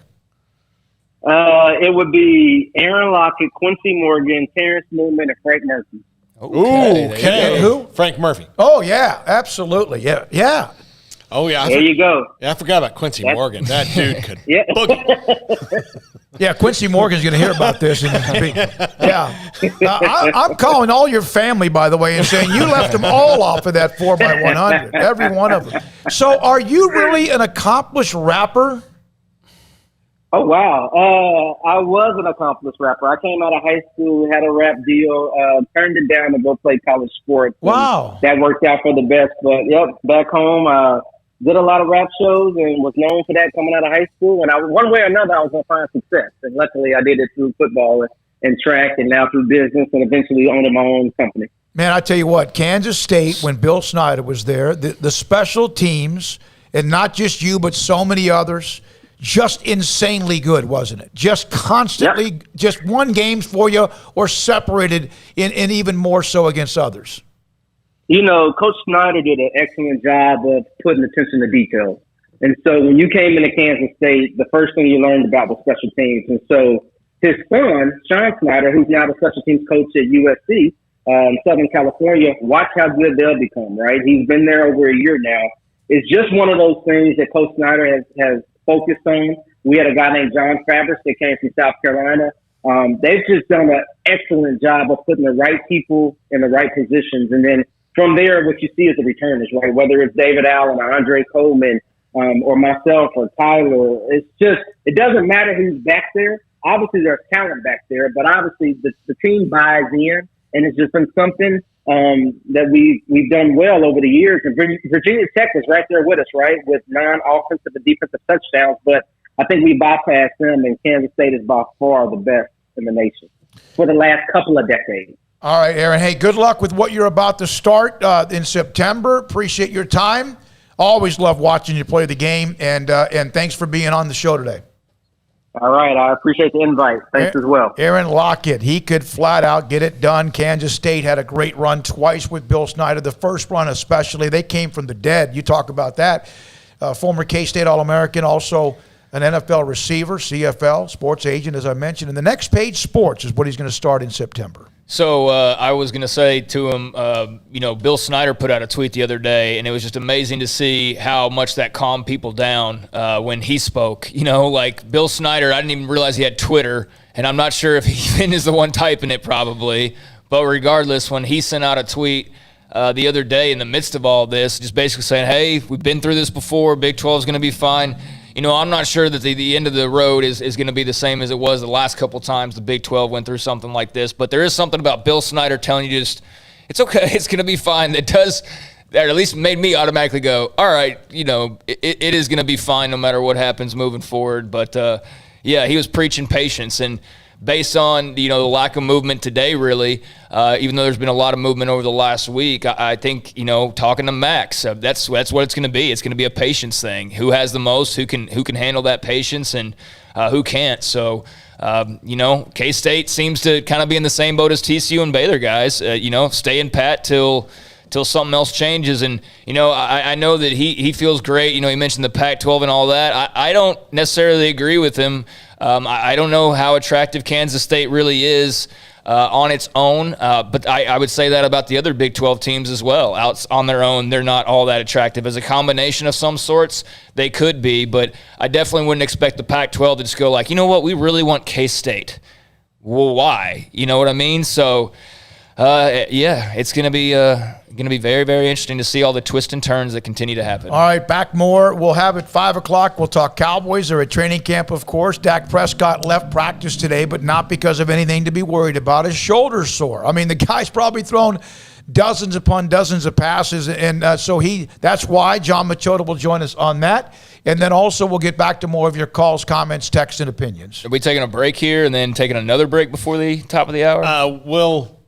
Why don't we keep it here for 4 minutes, okay, and then we can catch up on the break on break 5 in the next hour, Armstrong. Okay. Yeah. All right. Just looking at the timing here. Yeah. I know there's a few different notes. If you want me to throw out a couple of notes that have been going on, I did want to ask you guys your thoughts on the Reggie Bush ruling. Yeah, they came out. Yeah, I think it's dumb. He's not getting his Heisman back. For those that haven't seen it, he is not going to get it back, despite the change in the new rules. I don't think they should take it away. Does OJ still have his? Yeah. I mean, I don't think they should take it away from him in the first place. And I think OJ didn't break NCAA rules. Yeah, that we know of. No, I guess he. Here's the deal. The only thing we know that he did was steal some shirts. Okay, I'm going to look at it both sides. Just because it's legal now to accept money or get money in the NIL rules doesn't mean that when you did it and it was illegal, you should get it back. Right. Although my stance is taking away or vacating anything is dumb. Vacating who won the national title when we know they won the national title is just dumb. And in the same case here, put his name in there, put the trophy up. Maybe he can't visit. Maybe he can't be a part of the annual deal. I don't know. Reggie Bush won the damn Heisman, whether Vince Young should have or anyone else. He won the Heisman. It's official. Keep it in the books. Yeah. Yep, but it's not going to go back to him. No, he's not going to get it. They have stated that, no, he broke the rules that were the rules at the time, and no matter the rules being changed now, it's still what the rules were when he played there. So, yeah, that was something of interest. Also saw that the Nationals and Phillies have been postponed because of a COVID outbreak for the Nationals. Multiple players, coaches testing positive after Trey Turner did yesterday.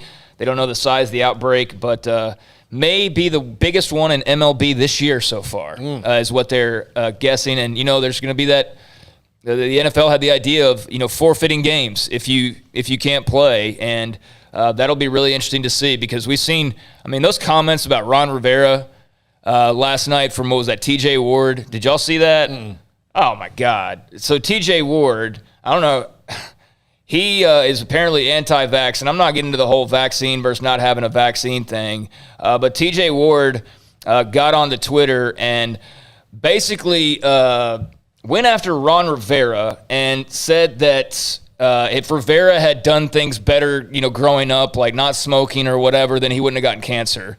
And it was this whole thing of where he was just being very anti-vax. I'm trying to get back to the exact moment. But basically, he called out Ron Rivera for getting cancer because he made poor choices in life and somehow equated that to not getting the vaccine and this whole thing. And, TJ Ward got a lot of backlash for that, as you might imagine. It was really in poor taste. He tried to double and triple down, and it just made him look worse every single time. He ended up deleting tweets, and I don't know where it ended up because I lost interest after a while. But, yeah, it was a really bad look, and we're seeing that kind of happen. Certain athletes popping up and saying things and receiving major backlash over it. So I found that in very poor taste, but I think most people did as well. All right, one of the stories again today, Pete Thamel, Yahoo, is the one that had the story that the Big 12 has sent a cease and desist to ESPN. And I've seen some of you react. They're reporting. I don't even know if ESPN does that much anymore. They're a business as well. What they're doing is sending the cease and desist, and I'll have it in front of me, to the television part of this when it comes to the negotiations, TV contracts, and they have every right to try to do that. That doesn't mean the ESPN, I don't know what the ramifications are, but why not? What they don't want is, what ESPN doesn't want us to have to pay out as much money as they would have to pay out. They want the contract to void down to that $9 million, right? That's what they kind of want, to void down to low. Same with Oklahoma and Texas. So what Oklahoma and Texas want is for the rest of the league to break up so that it can. Well, what ESPN can do is rights would be void. Yeah. What ESPN can clearly do is what they've probably done with Texas and Oklahoma, and they can get in somebody's ear and be like, listen, if you go to this conference, we'll make it easy for you. So that's not what they want, because all it's going to take is a couple, and then the thing can shatter really quickly. They don't want ESPN in anybody's ear saying, you're going to be fine. Not these other people, but you'll be fine. We would like you in this conference, on this network, and on this. And then that school breaks from the 12 and then or the 8 and starts going down the line. That's why they're telling ESPN to stay out of it. Which they have a right to do. Mm-hmm. And they will use that. There will be talking to the states about not trying to keep Texas and Oklahoma from leaving. There's the Pete Thamel tweet. Not because they're trying to keep Texas and Oklahoma leaving. They're trying to make sure that the states, whether it's Oklahoma, which is a smaller state than Texas, say, hey, this is not going to cripple the state's economy, but it is going to affect certain cities. And you as a state are there to help us in some ways. And if you can't, fine, we'll fight our battles on our own, whether you're Lubbock, Waco, Fort Worth, or even Stillwater as well. Golly, there's so much. And be careful about, hey, I heard. But that's, again, what kind of feeds stuff. That's fine. Yeah. But also just be careful to think everything that you see or hear is correct, and we'll try to help you along the way, because we have to be careful of that as well. The Pete Thamel story is fact. It was up, and the Big 12 has at least sent that little flame up in the air. This is SicEm365 Radio. Waco Custom Meats, Waco Custom Marketplace, 425 Lake Air Drive in Waco. I got a text from somebody. They have a special on sirloin right now. And somebody sent a text, Paula sent a text of a picture, a package of sirloin steak that she bought for a great price. And then I don't know if it was some sort of Italian dish or what it was, or maybe even meatballs, which is an Italian dish, or chili or whatever it was on pasta after she bought the sirloin steak from Waco Custom Marketplace. Also, they have right now available a pork butt for $2.75 a pound, chicken wings $3.99 a pound, and that top sirloin steak is $6.99 a pound, and then you do with it or make with it whatever you want. They also have regular lump crab. You ever had that before? It's delicious. And it's $29.99 a pound. When it's that expensive, and it's a great price right now, you know it's good, it's delicious. Lump crab meat, Waco Custom Marketplace. Brian, the Bauer family, unbelievable people, hometown grocery store with a fresh baked bread and also kolaches in their bakery. And again, a butcher shop to cut the meat as you want it. 425 Lake Air Drive in Waco. Make this the summer sales event is going on now at Allen Samuels. If you want sport and luxury, you gotta drive the new 2021 Chrysler 300S, where you can get up to $5,500 in total values or 0% for 72 months, plus $2,000 in bonus cash and no payments for 90 days. Allen Samuels, 201 West Loop 340. Come by, let's be friends. See dealer for details. All offers have credit requirements.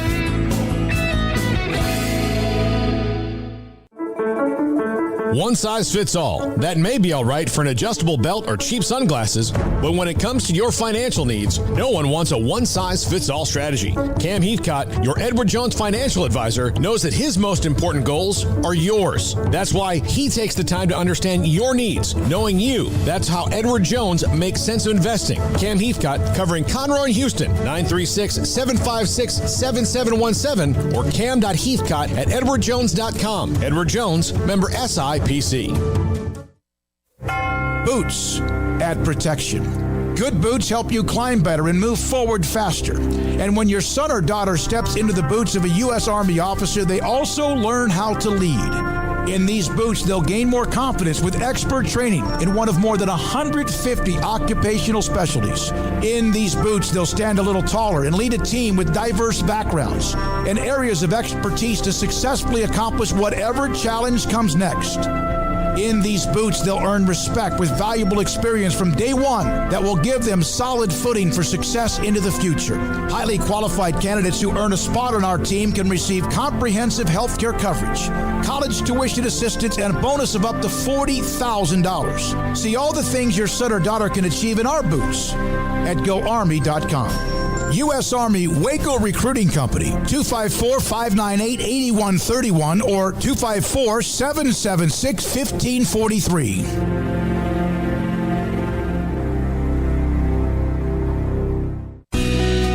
Camille Johnson Realtors guide you seamlessly through the process of buying your dream home or selling your current one. Commercial, farm and ranch, or residential, Camille Johnson Realtors can smoothly and successfully lead you through any transaction. With a team of 28 experienced agents who are excited about serving you, Camille Johnson Realtors services the entire greater Waco area. If you're in the market to buy or sell, contact Camille Johnson Realtors, 104 Midway Center in Woodway, or find them online at www.camillejohnson.com. Camille Johnson Realtors, elegant, charming, warm. Welcome home.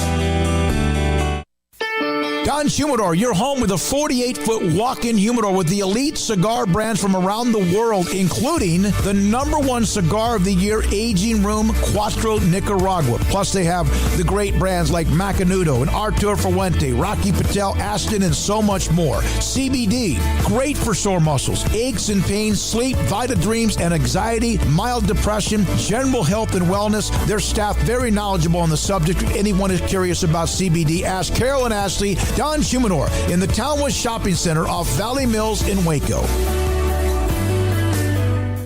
In Texas, there's pea-size hail and baseball-size hail. Guess which one hit our house? We didn't even know where to begin, but we called our Texas Farm Bureau insurance agent, and he was so reassuring. He knew exactly what to do to get our house back into shape and our lives back to normal.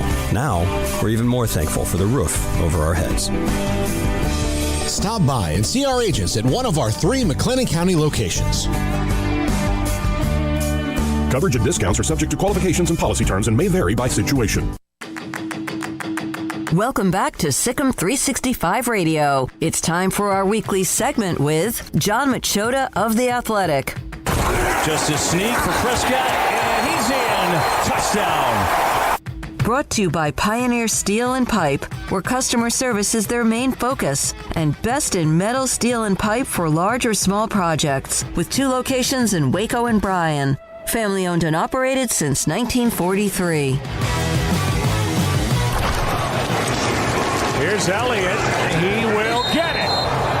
Touchdown Dallas as Elliott fought for it and has his 6th of the year. The 5 o'clock hour is sponsored by Edward Jones Investments with financial advisor Brad Wilson. Investing is time and experience back to you and your money during today's changing times. Edward Jones, making sense of investing. Now here's David Smoak, Paul Catalina, and Craig Smoak. All right, a couple of texts, some calls. Love it. Appreciate you. On our text line is 254-339-1122.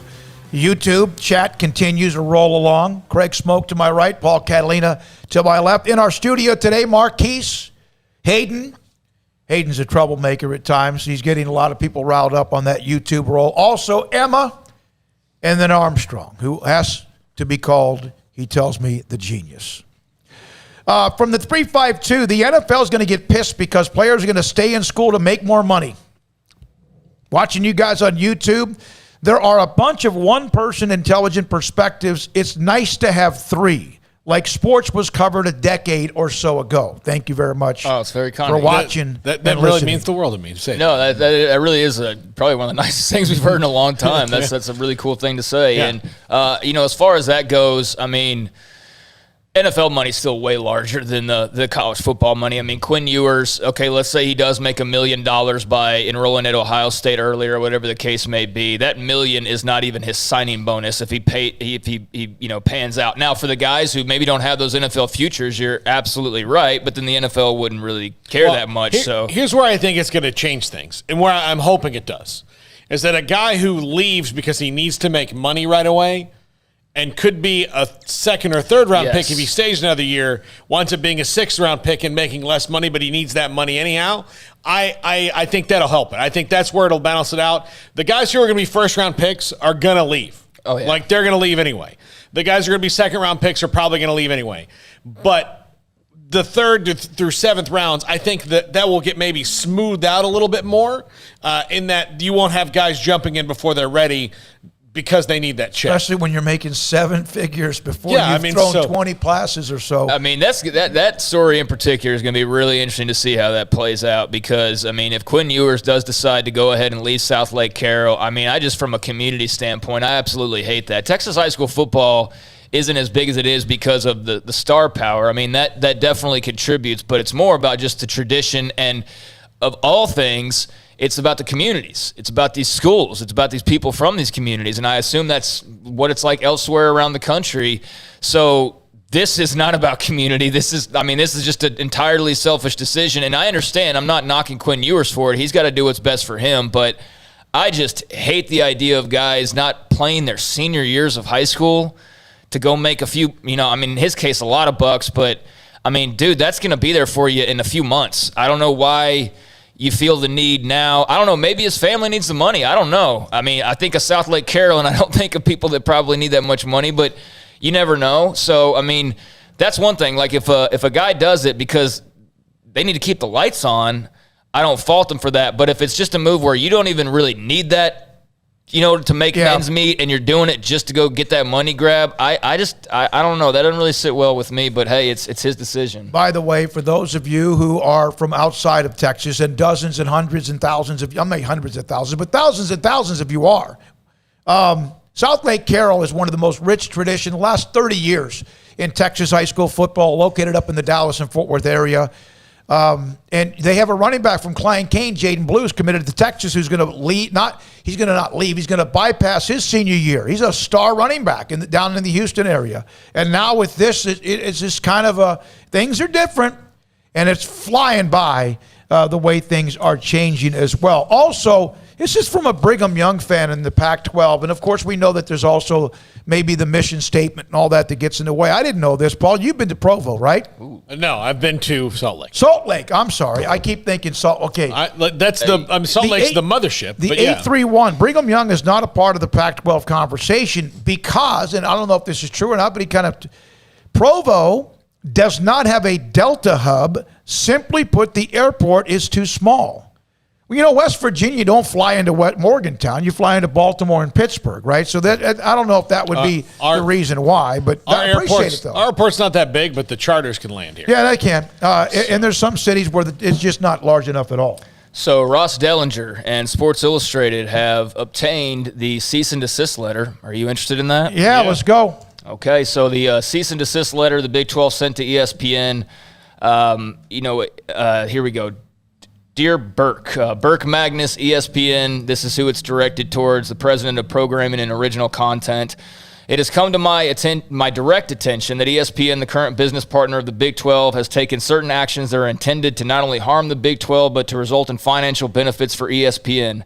Setting aside ESPN's potential involvement in the recent announcement by UT and OU they intend to leave the Big 12 in 2025, as to which we reserve all legal rights, I am aware that ESPN has also been actively engaged in discussions with at least one other conference regarding that conference inducing additional members of the Big 12 to leave the Big 12.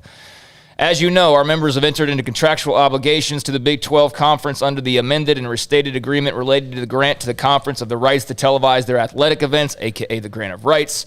And it goes on to say the actions noted above are an attempt to interfere with and to induce our members to breach these contractual obligations to the conference and to encourage further conference realignment for the financial benefit of ESPN. And it goes on to eventually say that they're demanding the immediate cease and desist, and they will enforce every right. And that is from Robert A. Bullsby II, a.k.a. Bob, commissioner of the Big 12. So not really holding back there, and saying outright, we know not only did you try and make moves with OU and Texas, but they're now telling them, we know you've tried to do it with at least one other team as well. Yeah. Wonder who that is. Yeah, How me much too. I'm not legally very smart at all. I'm not at all. But how much of this is interference? How much of this is colluding? I understand that's a word that probably not, but you know what I mean? There's got to be something in here. ESPN's colluding with somebody, but I think this from the Big 12 is at least interference. Doesn't this mean you have some absolute evidence that something's going on? That, let's say they contacted Iowa State, Kansas, whoever, about joining another conference, and ESPN was a part of it, and then those schools actually did what you hope the 8 will do and stick together and say, hey, guys, look what we got. Well, this is what they contacted us and mentioned, by the way, and I don't know what's the facts, but that's very, very interesting. And that's also another shot across the bow. By the way, when you get a chance, because I'm seeing most of the comments are about his signature, check out his signature. Yeah, it's kind of wild. Like but R-U-T-T-T-T-T-T. Yeah, it's like Rutberry or something, but it's Robert A. Bullsby II. But yeah, that is a pretty matter-of-fact statement by Commissioner Bob Bullsby. I think you can tell how pissed he is just from reading it. But, while the Big 12, fighting back, yeah, there's the signature. Look at that. That says Robert A. Bullsby, apparently. I don't know, but hey. That is Paul, you've seen mine before, right, Craig? You cannot get anything out of what mine is, but that's almost like he's stuttering all the way around. Right. And Armstrong, great stuff. Yeah, I'm sorry for pulling us off track, but that was like the most comments were immediately about that. But I mean, the fact that he directly mentions, we know that you have talked to at least one other team. That is juicy. Well, and how many teams have they talked to that didn't cop to it? Exactly right. Yeah, that would be like, okay. All right, let's go to Randy, an LSU fan living in Austin. You're on SicEm365 Radio. Thanks for your call, Randy. Hey, 3 statements. First of all, I want to compliment your set designer. You guys got an awesome set there. I really like the way they designed it. Thank you. Second, how pathetic is A&M that their fan base is freaking out so much on this transfer? Even though I'm an LSU alum living in Austin, wasn't A&M the one who put up a billboard outside of Waco Stadium saying don't covet their conference and kind of trolling the Baylor Bears on top of that? I don't remember A&M doing that. But yeah. Go ahead. Yeah. Go ahead. And then third, is it true that DeVry Tech Institute might go to the Pac-12? DeVry, they have great academics from what I can tell. Yeah. So, maybe they throw their hat in the ring. I don't know if A&M fans look pathetic in that they were sold on the fact that they'd be the only school in Texas in the SEC, and then they left. And here's the thing, they have been very much entrenched in the SEC, trying to get to that level, close to it, outside of Johnny Manziel and even last year, but they really have accepted that. They've put their arms around it. I don't know. I would be pissed too. If in fact, all of a sudden, a conference in which you've jumped headfirst into and took a risk, no matter what, right? And now you're having to watch your big brother or whoever thinks they're your big brother jump in and take away some of the butcher shop. What was the movie with Jennifer Lopez where she like had to fight her abusive husband? Like, you ever see that one? Wrong crowd, Paul. Yeah, but I don't know. But anyway, what if Mr. and Mrs. Smith? Yeah. No, what if, that was Angelina. What if at the end of that movie, the husband was just there? Yeah. I mean, like, and I know that's probably an extreme example, but like A&M got away from Texas because they were tired of their way they did business. A&M left them and thought that they were fine. And then all of a sudden they wake up in the morning and go, hey, not only are you not fine, we're going to move in your yard. Like, we're moving in the neighborhood. We're going to be right next door. I'm tired. I don't care about either one. I wish them both the best. They're both incredible universities, and I do. I wish them the best. But this finger pointing, and they, of course, do this all the time, the finger pointing of who's crying more than the other, who cares? Texas didn't want to be a part of the SEC, kind of looked down at their academics. Now they do. Okay, they've changed their mind. They can. A&M left. Good for them. They seem to enjoy where they are. But now, yeah, things do change. Well, I mean, I think, A&M did start to look a little silly. I mean, let's be honest. Like, in the days that unfolded, they were the only ones that were kind of publicly fighting it. And I don't blame them for doing that for all the reasons that you just mentioned. But I'm glad they kind of put a stop to that because it was starting to look a little silly. They should have said their piece at first. Yes. And then after that, knowing that, like, there's nothing they can do. And I think they did that eventually. It probably was a day or two later than they should have. Right, and it wasn't a big deal. I mean, because you'd expect them to react. I mean, for all the reasons that you just said. But, yeah, it did look – I will agree with you that it did look kind of like sour grape-ish there at first. But I think A&M fans have come to grips with the fact of what's going to happen. Their school officials obviously have come to grips with it. And I think when they really think it out – there's no doubt it damages them. I mean, the uniqueness that they had in the state of Texas is now shared by the team that they would be the last team they would want to share it with. So it's a blow to them, man. There's no doubt it's a blow to them. Now, does it mean that they can't still find incredible success? Absolutely not. But it does make their road a lot tougher because of the double whammy. It's not just Texas. It's OU as well. So, yeah, I mean – I see their position, though, and I'm glad they've kind of just calmed the waters and just, what it's going to happen, we'll just move on. The SEC does not do partial, majority, any kind of votes. They do unanimous. That's why they have been powerful. That's why they have continued to thrive, because we know for a fact the Big 12 is constantly like, oh, my God, there's 8-4 or 6-3 or 6-3-1 or whatever, and that's why they're strong. And eventually A&M, they knew this was out of their hands. There was a thought, though, when this first, well, wait a minute, LSU, they don't want to Missouri left because, Arkansas. All you needed was 3 of the schools. In the end, it's going to be a 14-0 vote. Yeah. Or 13-1, maybe abstain. I don't know. Yeah. Jason in Clarksburg, West Virginia, you're on SicEm365 Radio. Thanks for your call. Hey, so I've just got a couple comments. First off, I just recently found you guys, listened to the conference realignment stuff and so forth like that. And obviously I'm in the middle of Mountaineer country, so I'm a big avid Mountaineer fan. But I've got a couple things. First off, if I'm the Big 12, currently with the remaining 8 still standing, I would immediately fire Bob Bullsby. I would get rid of him. There has to be some way to get rid of him because I don't see him moving the conference forward if the remaining 8 would stay intact and choose to go that route. Number 2, did anybody see Mountaineers Athletic Director Shane Lyons' letter that came out recently, well, let's say 72 hours ago or more, basically promoting the university and the academic standards to move on to another university? And then I would back that up with is I believe personally that it's going to take is 2 more teams to really walk away from the Big 12 for it to really have to fold.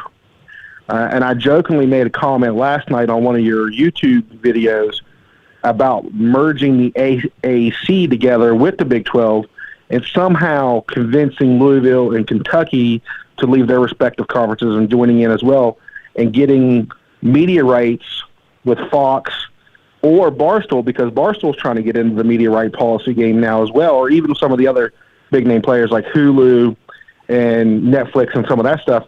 and show a little more like the SAT, where they would make them a little more competitive in football, but the basketball conference would be more of its nature there because everybody would be playing everybody with the series that they would have.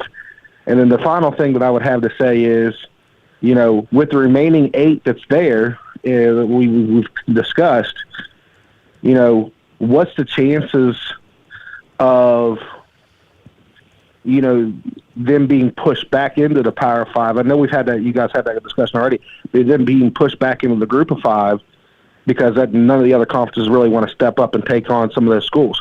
There's limited information as far as like Tier 1 for Pac-12 or being aligned into a certain academics, standard with the Big Ten, and the ACC is only going to take on so many if they take on any at all. What makes those media markets for the remaining big teams valuable for them? By the way, on one note about Kentucky, I don't know why they would leave the SEC unless there's some sort of money out there I don't realize, because they're gonna get they get all this same stuff. Yeah, absolutely. So that's the one reason they would not leave. Yeah. Louisville, obviously with the ACC, depending on what they do, it seems like they're pretty comfortable. And I don't know if is there a grant of rights in the ACC? Oh, there's a grant of rights and a $50 million penalty. Well, and it goes through like another 10 years. Yeah, and so, like 37 or something. And the ACC's not, like the ACC and Pac-12 kind of live in the same realm of like where they're together, but they're not the strongest. I mean, we know, but like they're just run better than the Big 12 has been run. By the way, and also on West Virginia, love the Mountaineers, appreciate that. It's been great to have them. I've really enjoyed having them at games in town or whatever in various sports. And E. Gordon Gee has been on our show a handful of times, and I've invited him. I know right now he's probably can't say anything, but I got a feeling we'll probably get him on at some point because he does love to get on the radio. Well, going back to your first thing on Bob Bullsby, and also, yes, I did see the Lions tweet and kind of I saw a few tweets of West Virginia kind of promoting itself and whatnot, almost alluding to like what you're saying, kind of making themselves attractive potentially to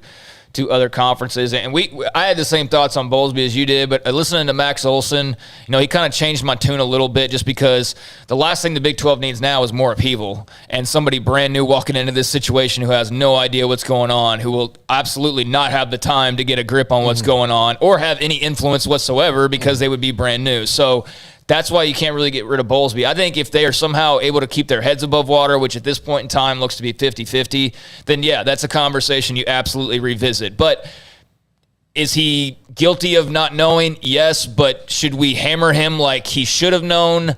I think only to a small extent because of how secretive and shrouded this all was, Like the more you think about like the fact that probably 4 people knew these conversations were going on, I can't really get mad at him for not knowing that. I also do feel like he should know everything that's going on, but clearly the move was to make sure that he didn't know what was going on. So, like, can I get mad at him for that? I'm frustrated with Bullsby for a lot of other reasons. I'm frustrated with him for multiple reasons, and a change eventually would not surprise me, but is there going to be any reason to change? Is there going to be a commissioner needed for this group of schools? I could make the argument that with Texas gone, your job as the Big 12 commissioner is much easier. Oh, for sure. Yeah.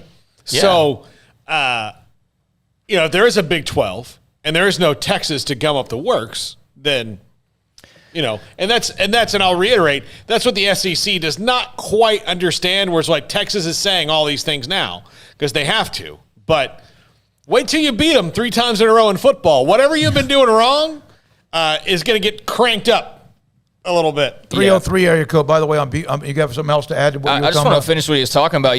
So I think West Virginia, maybe they're the school that Bob Bullsby was alluding to. Maybe that's the SEC reaching out. I still think for West Virginia, based on the things that I've read, and who knows if that's completely accurate or not, that they're going to need a second school to join the ACC, as in Notre Dame, which Notre Dame has no motivation as of right now to do so. So I'm not sure that the ACC is actually, looking around. But, man, if only old Bullsby would have dropped who exactly the conference was and who the team exactly was, then I think that we could start putting a lot more puzzle pieces together. But without that information, it's just a guessing game on any of the 8 and who that would have been that they were talking to. I think West Virginia will be fine, but my whole thing with the Big 12 schools right now is stay pat, collect your money, and then go from there. But we'll see if they have the patience to do that. Bob Bullsby, you can say whatever you want, and yes, there are things that we've said before as well. But that letter to ESPN is a TV partner. That's a nuke. That is you could say whatever you want. That is not a shot across the bow. That is a threat. That is an absolute, and you can laugh at them and you can laugh at the remaining 8 and whatever. Stuart Mandel, theathletic.com, I have never, ever seen a commissioner make such a blunt accusation at a current TV partner. Just wow. I mean, I agree. I've never seen someone do that. And I did see, some of the comments immediately right away were LOL and whatever. Like, look, if you haven't had much experience with Bob Bullsby, this is like the ballsiest thing he's ever done. Now, granted, he's doing it when time's running out on the clock. So wish he would have done this, when TCU and Baylor were tied for a playoff spot potentially, and he decided, I'm just not going to make a decision. Thanks, Ohio State, But that is the most aggressive he's ever been in any kind of a statement, that's for sure. So he's just doing what he's got to do, man. He's got to fight for the conference. I'm not going to laugh at him for that. But someone had to give him something. Another thing was, and I know we got to run here, but another thing was, I saw a couple of initial comments were like, "Oh, well, have fun playing, in the AAC contract." Well, I mean, ESPN's not going to pay them as 8 schools anyway, so he doesn't have any incentive to kiss their ass at this point. They're ruining his conference. He has clearly evidence that they're ruining his conference, and it's not like ESPN didn't just say, we're not interested in any new negotiations with you. So what does he have to lose here? ESPN's already told him they're not going to do anything after 2025. Right. Mickey Mouse kicks sand in his eye. He's just kicking it back. Yeah, that's it. Which is what you can do. Yeah. And whether you win it or not remains to be. ESPN could sit there and go, our contract with you is over. Goodbye. Who knows? And then, of course, my God, what happens with that? Yeah. Last call before we go to break. Please hold through the break if you've been holding. Shannon in Los Angeles, thanks for holding as long as you have. Hi, I have an idea that we should go the opposite way. Everybody's saying we should add teams. Why don't we stay at 8 teams, take the remaining games that we have, and just load them with high-quality teams, like we could play in Alabama. We could play in Notre Dame, a BYU. It's much easier to get those games on the schedule than it is to get those guys in our conference. Our strength of schedule would go up. We'd divide the money in a smaller way, 8 teams rather than 12 or more. And our strength of schedule would, as we beat these teams with time, we have to play the long ball. I think our conference would become more marketable. And I like that idea. It's unconventional, but at least, we're not robbing another conference for another mediocre team. We could actually play bigger teams. What do you think about that?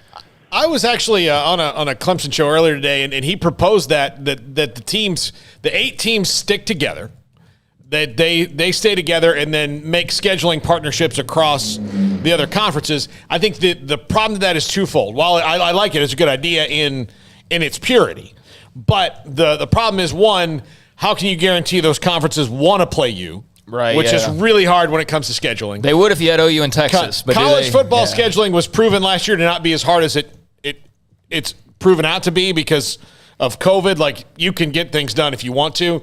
But 2, the TV contract without Texas and OU is $9 million a team, so it's not worth them to stay together at 8 teams. Yeah, no, I mean, that's basically it. They'll be able to, once the OU and UT thing becomes official, whenever that becomes official, they'll be able to drop that monetary amount per school down to $9 million, probably, like Paul said, whereas right now they're making like $30 million. So that's why that buyout money is so important, because you are not going to be making $30 million or $20 million per team on TV rights anytime soon. I do like the idea of sticking together, as I've said multiple times today, and some cross-scheduling. I think, if you were to do, kind of alluding to what you were saying, like maybe an alliance of some sorts with like the ACC and do scheduling that way. I would love that, and I think it would be brilliant for the Big 12 to do. But like Paul said, it's like, how much interest would these other conferences have? Because if I'm the Pac-12 and I've got the option of, I could do this cross-scheduling with the Big 10 or the Big 12, well, that's an easy decision. If I'm the ACC, I could do this with the SEC or the Big 12. That's an easy, they'd be the last in line because of the teams that are remaining. But they're going to have to get creative, to your point. I mean, if they're going to stick this out, they're going to have to get creative, and maybe cross-scheduling is something that they throw out there. An alliance is maybe something they throw out there. So I dig your line of thinking. I don't know. But Can I mention this? You mentioned the Stuart Mandel tweet. Yeah. You didn't mention what he quote tweeted, which was a separate quote from the actual statement. This was a statement from Bob Bullsby to the Associated Press that Mandel was actually quote tweeting. I have absolute certainty they, being ESPN, have been involved in manipulating other conferences to go after our members. That's what I have absolute certainty they, ESPN, have been involved in manipulating other conferences to go after our members. That was Bullsby to the AP. Well, this whole thing has been a complete articulation of deception. And the other conferences, that might be another conference commissioner that just likes Bob Bullsby and feels bad that he spent a whole 2 days saying like, hey, everything's great, the Big 12's fine. And then all of a sudden he looked, he was the emperor had no clothes. All of a sudden, it looked really bad for him. Well, maybe some of them said like, "Hey, ESPN's called us." Well, I would say that there's a good chance that that's the case. I'm sure he's got buddies in the business that would look out, although they didn't on the Texas-Oklahoma side of things. But I think this could be, as we just speculate on who was talking to who and all that. Might be another conference who's not really thrilled with all this stuff that's going on, who's like, hey man, this stuff's not good for college football. Like maybe somebody finally has the backbone to like stand up and say that because they have no other choice. Right. Yeah. I mean, like, look, this is not going to be good for everybody. This is great for Oklahoma and Texas. This is great for the Southeastern Conference, but it's not going to be good for the remaining Big 12 members. And I know most people out there watching don't care about those 8 schools, but this also does have an effect on every other conference in America as well. So, yeah, there's motivation out there to not want to see the SEC just going behind with ESPN as their tag team partner, doing whatever moves they want to do to whoever they want to do them to. Go down fighting. Go down fighting. Yeah. Why is Bullsby focused on this and not his conference falling apart? No, I want UCF, Brigham Young, Houston, Cincinnati, Memphis, USF, Boise State, San Diego State should be. There's a reason why none of those are Power Fives, at least not right now. Yes, I like some of those options, but he's got to fight for the current 8 that do want to remain, at least for now, a part of the 12 with every legal maneuver possible. And those schools you just mentioned aren't going anywhere. Like, they're not going to wake up tomorrow and all of a sudden San Diego State's in the Pac-12. Right, yeah. I mean, the only team that would be like that would be like a BYU, a Notre Dame. Like, as far as just a one-off team, like going and jumping, it would be those schools. It's not going to be UNLV or San Diego State. I'm with you, though. I mean, that could those teams that you outlined and the 8 that we usually cover, that could be a future conference for all we know. I don't think that's off the table, but these things, all this stuff's just going to take some amount of time. I'm amazed by how many people think what Bullsby did and sent to ESPN is a dumb idea, and it's only going to hurt the conference. I completely disagree. Okay. Right. Yeah, I mean, what are his alternatives if he doesn't say anything? He just sits there and takes it? Like, I think we should all appreciate the fact that, yeah, it's too little too late, no doubt, but at least the guy's throwing some punches on the way down. He's not just taking licks and getting knocked out. He's about to get knocked out relatively soon in the next couple of years, but at least he's making it somewhat of a fight. And you know what? If ESPN was doing this, which I have no doubts that they are, as college football fans, even if you're an SEC fan who loves that Texas and Oklahoma are coming in, if you love college football, though, you should want there to be some accountability here. You shouldn't want ESPN to be making these behind-the-scenes moves because as secure as some of y'all might feel, if this super conference thing goes through, let me tell you something. It's not necessarily going to be 64 teams. Mm-hmm. A good chance that it's like 24. So, yeah, you can it's the 24 that ESPN likes. Yeah, not just everybody in the SEC necessarily. So, I mean, the ball's still rolling around here, and you don't know right now. You might think that your school's sitting pretty tight, and you may not know that, or that might not be the case when all is said and done. Brett McMurphy with this little nugget: Big 12 cease and desist to ESPN, claiming the network contacted other conferences, encouraging them to take Big 12 too. Here's why. Oh, if the Big 12 dissolves, eliminating grant of rights, sources telling the stadium, if Big 12 implodes, ESPN not responsible for final 4 years of the deal worth $1.06 billion. That's what I said earlier. ESPN's got, like, they're trying to save their own money and roll it into something else. Yep. And the 801, by embarrassing SEC. ESPN publicly, you're removing the most powerful entity in college sports. If they're doing something illegal, I don't give a damn. You go after them, and especially when your conference is right now possibly on life support. And again, the whole thing about ESPN and these teams in the future, we're talking about teams who don't necessarily have a spot in the future. So you either fight to survive today and a few more days, or you just take it and you're vanquished. I mean, there's not a future ESPN deal likely. I mean, they've already talked with the Big 12. They have no interest in making the Big 12 great again or anything like that. I mean, ESPN clearly doesn't care about the Big 12, so why should the Big 12 right now, as they're taking their last breaths, care about what could happen at ESPN 5 to 10 years from now? I get you got to do the long play, but this is D1 life or death almost in a way. You know what I'm saying? Like, they don't have a choice but to fight this. I think that's pretty clear.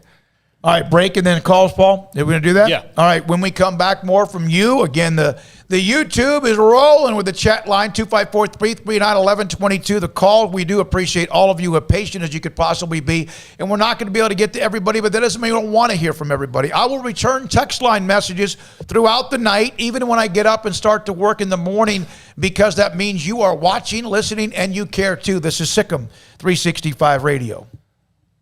Richard Carr, Buick GMC Cadillac. They got the summer savings event going on right now over at Richard Carr, and they've got a lot of great deals going on. As a matter of fact, I got in a wreck coming back from Dallas the other day. Somebody sideswiped me, and I'm going to go over to Richard Carr tomorrow, and they're USAA approved. I'm a USAA member, and they're going to get my inspection taken care of, and I really appreciate them for that. They're all about customer service as well, whether you're someone like me going to get something tiny like that done, or you're in the market for a new car, and especially if you're in the market for a new car or even a used car, they are your go-to right now. A lot of people are back on the roads. You might be taking the fam to Disney World, driving cross-country to see the in-laws, whatever the case may be. It's really hot outside in most places, so you want to be comfortable on those long, hours-long road trips.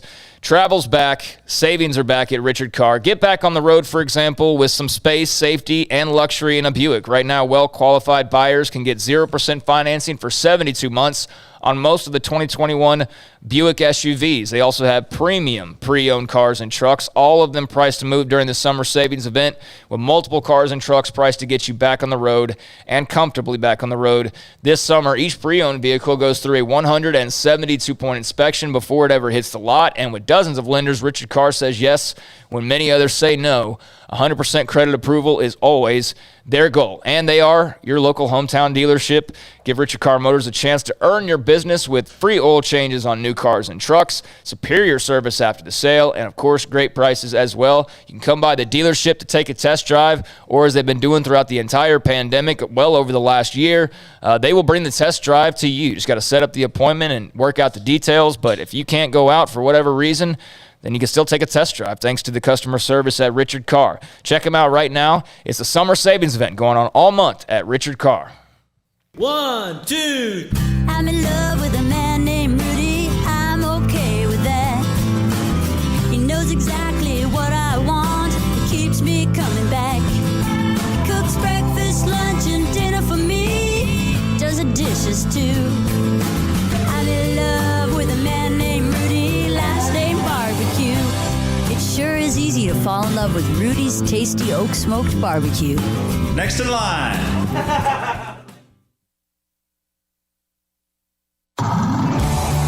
It's time to fire up the grill, heat up the oven, or get that deep fryer going to enjoy the top quality products at Waco Custom Marketplace. Order 30-pound sacks of live crawfish by 6 on Wednesday. Pick up on Friday afternoon after 2 or Saturday. Enjoy the weekend. 30-pound sacks of live crawfish available right now for $4.25 a pound. Find all the crawfish boil ingredients you need, including red beef potatoes, sausage, corn cobbettes, and Louisiana boil seasoning. Make your order for live crawfish by Wednesday at 6. Pick up on Friday after 2 or all day Saturday, and enjoy the weekend. Waco Custom Marketplace, your home for fresh baked kolache, cinnamon rolls every day. Butcher shop to cut your steaks the way you want. Fresh seafood, summer sausage, boudin, house cured and smoked bacon, spices, seasonings, soup mixes, and more, and weekly gift boxes for any occasion. Waco Custom Marketplace, 425 Lake Air Drive in Waco, or WacoCustomMarketplace.com.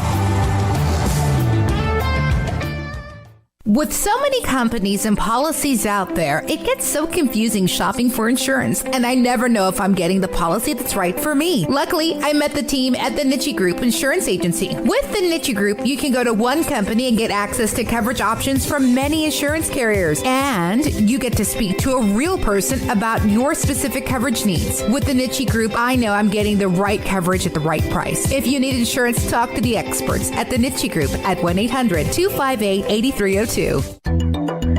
It takes time to reach goals. It's a truth that applies to more than sports. It goes for your financial goals as well. You work hard for your money, and you deserve an investment strategy that lines up with your game plan. And Tom Albers, your Edward Jones financial advisor, can help. If your financial investments aren't putting forth the effort you desire, stop by today for a financial review. Tom Albers, 4301 Lakeshore Drive, 254-776-7605. Edward Jones, member SIPC.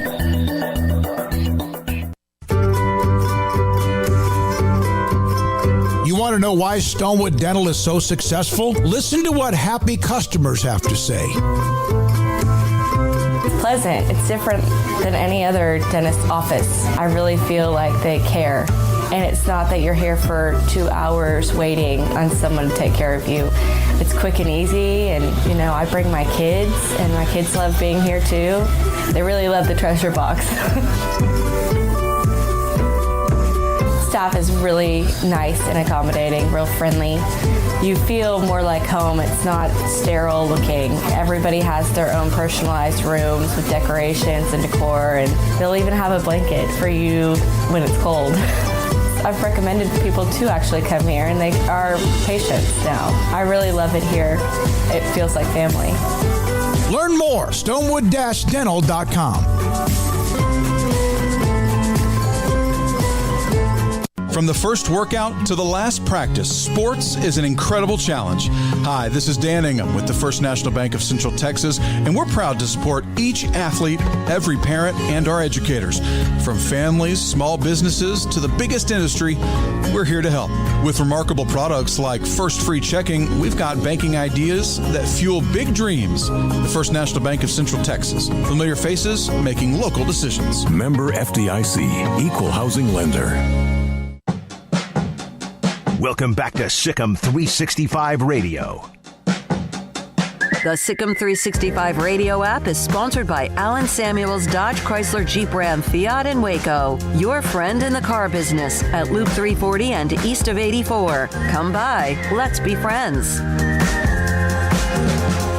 I don't even know how to start. There's so much going on. Big 12 has sent a letter to the ESPN, a cease and desist, saying that there's some shenanigans.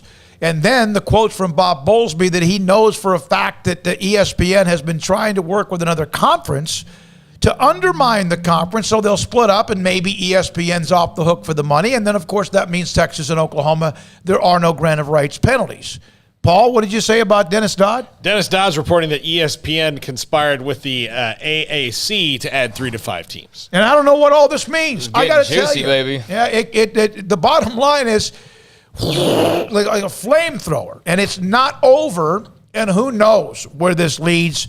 And yes, I've been asked, does this mean ESPN can tell Big 12 to go to hell? I don't know. I don't think they can. I don't either. Because if they could, they probably would have already. And we've already would have paid Bob. Like if you could just tell them the deal is canceled, we're taking Oklahoma and Texas, then they could have done it without all this legal wrangling.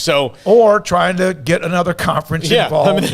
Like if you could just tell them, like, hey, there's the door, don't let it hit you where the good Lord split you, they would have done that already, as opposed to paying out the hourly legal fees that this is going to take. Well, what's interesting is 3 to 5 teams. That still leaves 3 to 5 teams that are left out in the cold, is what that would have done based on, the fact that you have 8 remaining. So 3 to 5 teams. And, just like what's very intriguing about this to me is what I was just saying the other day about the Big 12 when we'd have someone call up and say, what do you think about the University of Houston? What do you think about SMU? And I respect those programs. I think, if college football was heading a little bit of a different direction and it's going away from regionality, maybe going back to regionality is the way to move actually in the future to be more unique. But I do think at the same time, if you're Baylor, if you're Texas Tech, and if you're TCU, why in the world would you want Houston and SMU to be on your equal footing? What benefit do you get out of that? You get none. They get all of it. They go from being the team that's always a tier below you, that you can use against them in recruiting, you can use against them in a variety of different ways, to now being exactly on your level and being stationed directly in the city of Dallas, not just a school that claims to be from Dallas, but in Dallas and in Houston, the 2 biggest markets. So I don't see the appeal there for the Big 12 schools, but yeah, man. And then so on the opposite foot of that, if you're the AAC and apparently ESPN's wanting to take 3 to 5 teams, That's why I'm curious to see who it was, because if you're Houston and you're SMU, I don't know that you want it to be like all the Texas schools necessarily, right? Because then that same thing happens, but the opposite direction. So curious to who those 3 to 5 teams were. All right, let's go rapid fire with some calls because a lot of you have been incredibly patient. We're not going to get to you, but let's try to get to them as fast as we can. Go. David Gibson from Waco. You're on SicEm365. Thanks for your call, David. Hey, guys, just wanted to say real quick that $1.06 billion that ESPN could owe would be $125 million per team in the Big 12. Hey, I think the end game is 2 20-team leagues. The Big 10 has 20 of them, the ESPN has 20 of them, and then, the winners of that, basically the top 4 or whatever, end up in a playoff. But I think they're going to look towards the West Coast to get a pod, four teams out there. And then the Big 10 would get to 20, ESPN would get to 20. The last thing I want to say is, obviously the Big 12 was just burned a bridge here, and ESPN was trying to take it down anyway. But that just means that the hope for the Big 12 would have to be with Fox, even if they were to go to another league. Those teams, so lots going on, lots of financial implications. Thanks for the call, Thank David. you for Thanks, David. So would that ESPN money, that billion, be on top, plus the buyouts from Oklahoma and Texas? I mean, you're talking about like... Yeah, 4 years. Over 4 years, they owe them $1 billion. You're talking about $300 million per school, dude. That could keep you alive. I mean, no, maybe not quite that. Maybe some of that money is like folded in together, but we're still talking about giant chunks of money that the schools would be owed down the line. Like a big money clip, you mean, Paul? Like exactly. All right, Chris from Missouri, you're on SicEm365 Radio. Thanks for your call. Hi, guys. My name is Chris, huge Pitt Panther fan. I remember in the Big East when our league got torn apart by the ACC twice. If you see ESPN and the way they were valuing teams, and I just get the feeling that ESPN was behind all of this, Texas and Oklahoma. The SEC knew that they were going to be able to go, right to Oklahoma and Texas, bring them in and guarantee them that they were going to get renegotiated as a super conference. If I'm right, then the ACC has probably already done the same thing, and we're looking at 2 more expansions, 2 more teams that join the ACC, and when that's done, the ACC and the SEC, both who are locked down by ESPN, would basically ice Fox out of the market. I think if you look at what ESPN values, for the Big 12, it's really TCU for the Dallas market, and Oklahoma State to preserve the Red River rivalry. The Bedlam rivalry, or it's one of these two. It's Ohio State and Michigan, or Notre Dame and Penn State. Once you do that last expansion and get to 16 teams in the ACC, the blueprint was already given to you by the SEC commissioner, who said he's looking for 4 16-team conferences or 1 32-team conference. By adding the ACC right now to the SEC, that's 30. 2 more teams, and if they're powerful teams, that just subtracts whatever value is left over from Fox. I really believe this is all about icing Fox out of the market and guaranteeing 2 super conferences in ESPN's pocket. Chris, that's really interesting. And look, ESPN's already done a lot to ice out Fox. I mean, they bought up a bunch of stuff, were forced to sell some of it, but yeah, if they can somehow continue to solidify that and ice out Fox, then yeah, I wouldn't put it past them to. ESPN has responded, by the way, to the letter, the cease and desist, saying that basically there's none of the claims have any merit. You would expect them to respond as well. They said the claims have no merit, and Bob Bullsby told Sports Illustrated he has documented evidence that ESPN tried to encourage an unnamed conference to add Big 12 members in an effort to destabilize the league so Texas and OU could avoid exit fees. It is tortious interference, he says. So he says he's got documented evidence. ESPN's saying there's no merit. Somebody's lying? Isn't Fox and ESPN both owned by Disney, though? No. Disney bought up a bunch of Fox properties. Yeah. And then sold, they bought up the regional sports networks. They bought up, which they had to turn off and sell to Sinclair because of the FCC. I was wrong about that yesterday. They had to sell them, and Sinclair was the only buyer. So that became Fox Sports, became Bally Sports, and all that because of Sinclair. They got Hulu in that. They got a bunch of Marvel characters and other movie things and movie studios, but that's what they got in that deal. ESPN owns or bought out a lot of Fox. So Fox, their strategy was to dial back because they were losing money. Great to hear from a Pitt fan, from Carl. We know our good friend is a big Pittsburgh and Pennsylvania fan, lives in Austin. Love the Pitt fan caller, but if the ACC wants to change and add Pitt, Pitt will get bounced for Penn State. Simple. Okay? Yeah. All right. Bo from Oklahoma. Thanks for your call, Bo. You're on SicEm365 Radio. Hi, guys. So, the ESPN thing's kind of crazy. I'm just hearing it today. I've been watching your podcast or your radio station for a while. I'm really enjoying it. So my question is, with the 12-team playoffs, how are they going to, is there going to be a conference thing with if there's too many SEC teams in it? They're going to, I could see that happening. Will they have to limit how many teams in a conference can be in the playoffs? I think Mike Sankey was on that deal, along with Bob Bullsby, which makes this even more intriguing. I think the reason that he wanted the expansion, it was a part of the expansion, is because the SEC will now get 2 teams in, which they do most every year. Now they might get 4 if it goes to 8 or 12 or whatever it might be. And, I think they're loading up with this power conference, this mega conference, because they feel like maybe they can get a huge piece of the pie. And you don't have to go undefeated. You don't have to be a part of the, That's why when everybody asks, does Oklahoma think that they can compete for national championships? If there's a 12-team playoff, you can go 10-2 every year, not play in the conference title game. And if you're Oklahoma, you're probably getting in.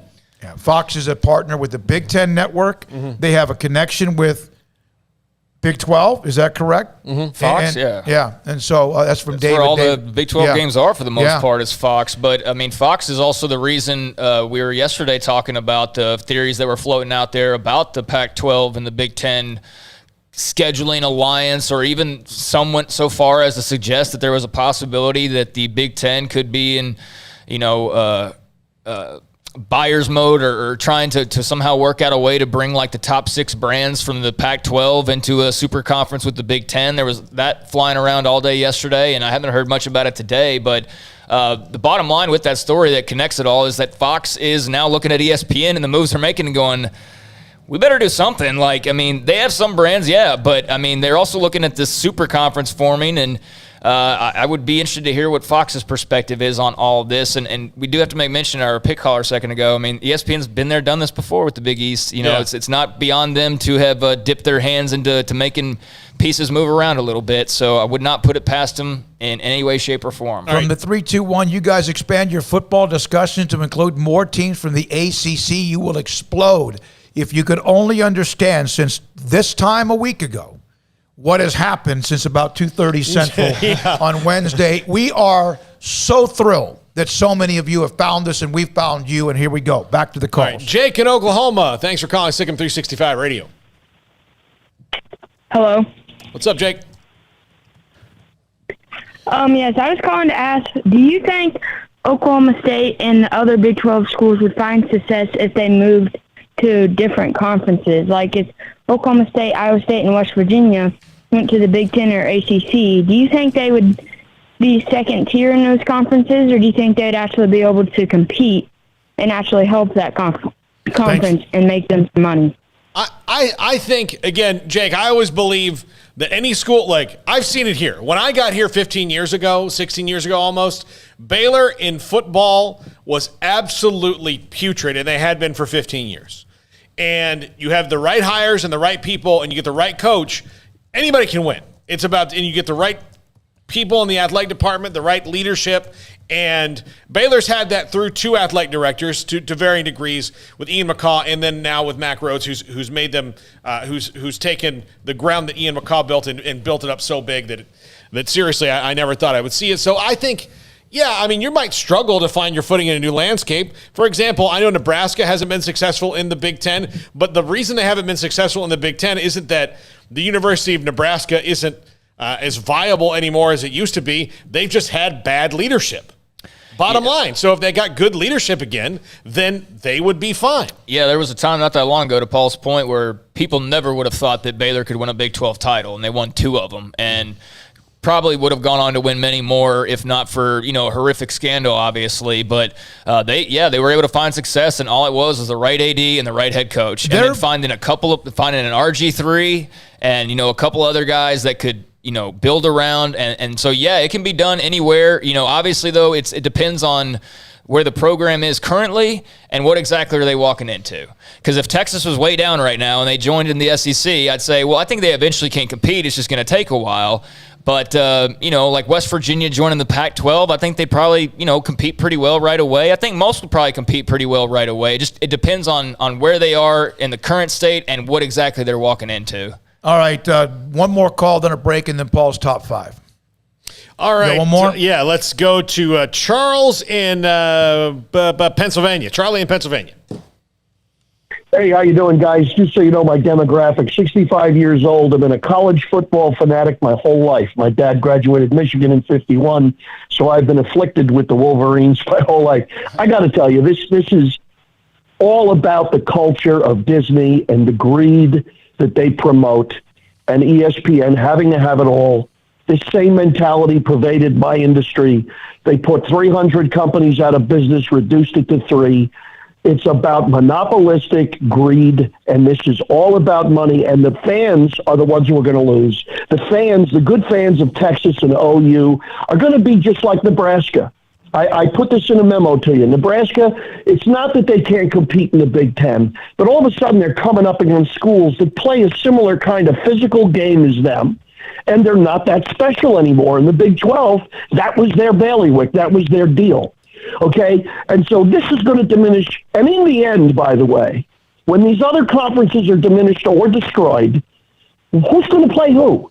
What championship games are going to matter? Because the whole North and Midwest isn't going to give a crap about the SEC. I like to watch the games, but that's not my gravity. I'm an Ohio State, Michigan guy. A Notre Dame guy is never going to give a crap about Auburn versus Alabama. He's just not, any more than Alabama gives a crap about Michigan, Ohio State. In the end, they are destroying the geographical ties which made the rivalries. I'm a Yankee fan. I love the Red Sox. I don't hate them because it's the best rivalry in baseball. That's my joy.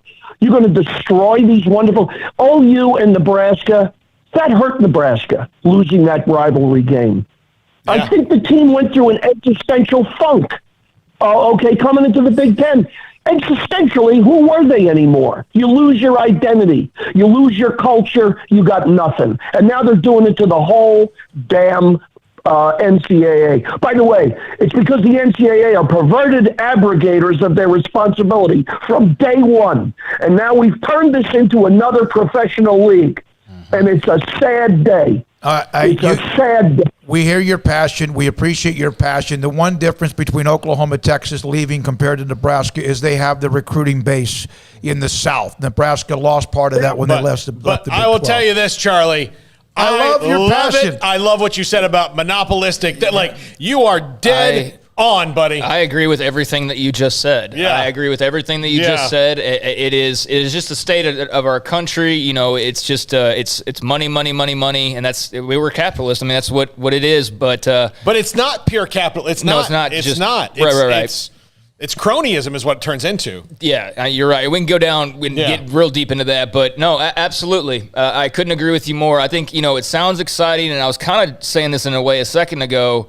It sounds exciting, especially if you're one of the schools that's involved right now. And I'm sure for all the SEC schools, having Texas and Oklahoma is going to be fantastic and all the road trips and everything like that. But look beyond that to years down the line. And when you see all these other schools that are just going to completely fall off the path, fall off the course, and then what this juiced down 40 team, maybe even 25 team college football league is going to look like? I mean, is that really why we all fell in love with college football?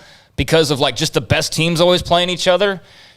I mean, did we like it because it was like the NFL? I didn't. I liked it because it wasn't like the NFL.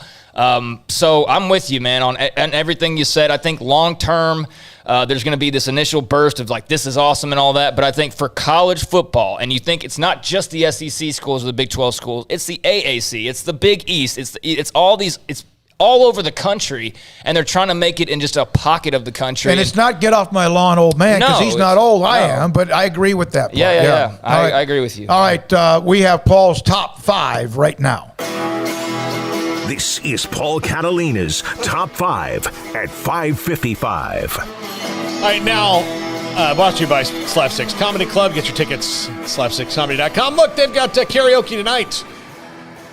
They also have open mic on Thursday. Ty Wynn, the headliner this weekend on Friday and Saturday. So go on and see them. Get your tickets, slap6comedy.com. I'm about to go there and perform a wedding in a barbershop because I'm a licensed wedding officiant. It's a thing I'm going to do. It's a real thing. That's crazy, first of all. Do you wear a collar? No.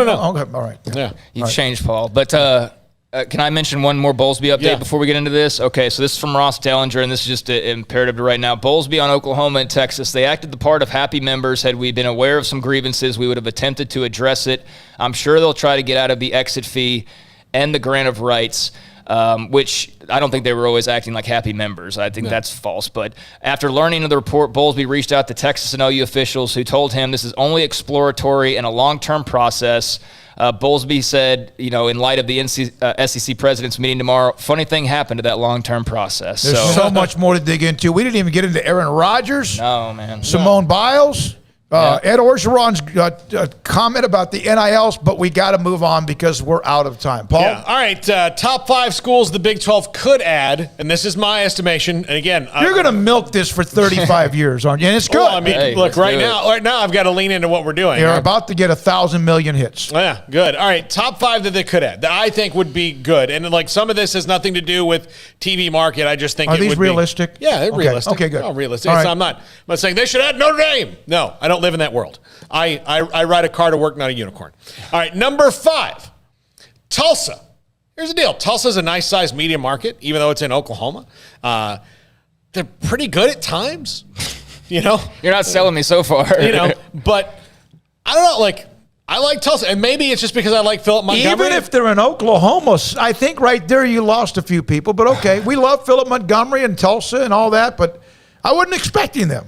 Yeah, no. Right. I mean, look, I'm not going to run in the middle. Look, and Craig has railed against this one, and I kind of agree with his point, but if you're going to try to get money, you need to maybe make some concessions in Houston at number 4 because they are a gigantic media market. And if you can get any part of that, which I don't think the Houston Cougars are a huge part of it, but if you can con a network into thinking that they are, then you have to do it with Houston. I like that idea. I don't know if Baylor, TCU, and Texas Tech would, because then you're all of a sudden bringing them up to your Power 5 level if you stay there. But I have always liked Houston. I always have. Let me be very clear when I talk about SMU and Houston. If they wanted to, tomorrow, let's say, hey, Baylor, TCU, and Oklahoma State come join us, and that's the only option they have, great, fantastic. But yeah, my whole thing is just looking at it from how does this benefit you versus how does this possibly hurt you? It would hurt you in recruiting. It would hurt you in some ways. But hey, if the benefit is long-term survival, then absolutely bring in U of H, bring in UTEP. I don't care, whatever it takes. But it just wouldn't be my first choice. Yeah. Number 3, Cincinnati. Yeah. Look, we had a caller that made a good point about, Cincinnati's not the greatest media market, but it does get you into Ohio, which outside of Texas, Florida, California. Will Luke Fickell stay there? I don't think he's going to be there forever. But look, Cincinnati's also proven that they can win. They can go find who's the next. I love Ohio football. I mean, that's golly, yeah. Yeah. So go get. I mean, you can maybe get some guys. Again, Ohio. The state of Ohio has been taking kids out of Texas. Maybe shoot something across their bow. They play damn good football in Ohio. I don't know how West Virginia fans feel about Cincinnati, but either. I mean that would at least be someone closer to them potentially. Did we spell Cincinnati wrong? Yes. I think we did. Sorry, that looks like it's like some sort of Italian dish. Yeah, sorry. Cincinnati. Okay, number 2, Memphis. Here's the deal about Memphis. Memphis is, you got a spell check bump. I'm not perfect. Do you get a demerit? He gets a demerit for not spell checking. All right. Although, so does my computer, for God's sakes. Memphis. Hey, this is not on my interns. I stand for them. Memphis. I stand by their work. Yeah. Memphis, here's the deal. I know Memphis maybe doesn't seem like it's in SEC country. They are very much an afterthought when it comes to the state of Tennessee, when it's Tennessee and everyone else. Middle Tennessee State probably feels the same way.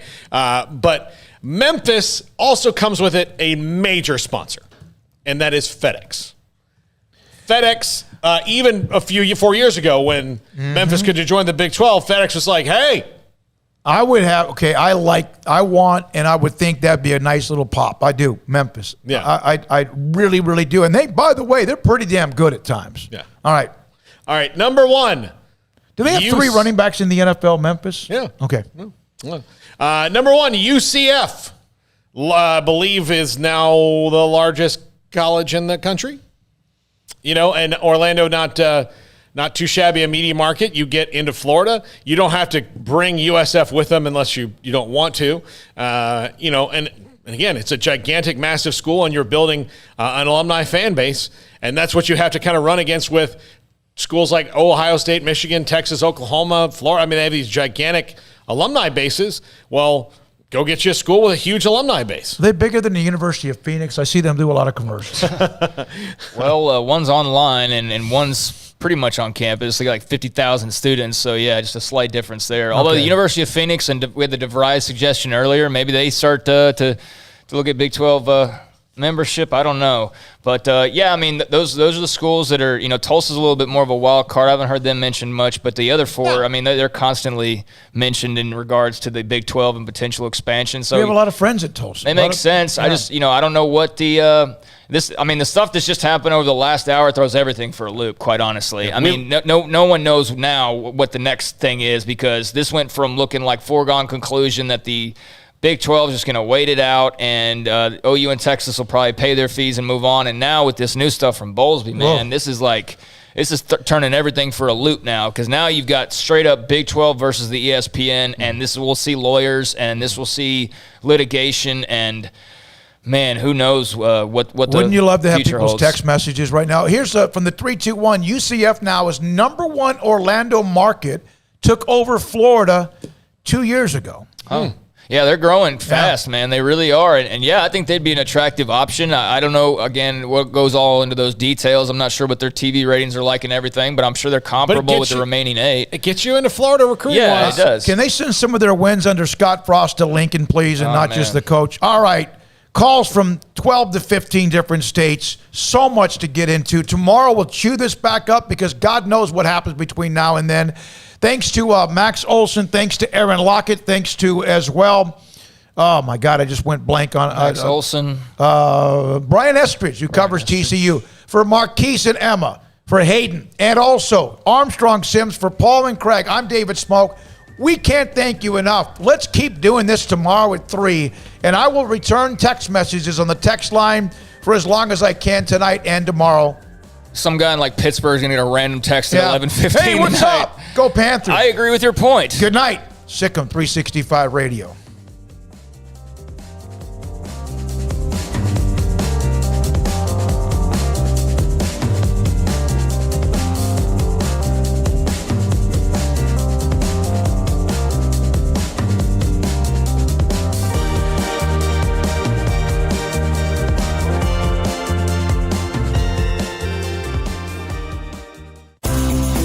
Ideal MRI is a small family business right here in Central Texas. We're open to support you while lowering the cost of healthcare bills.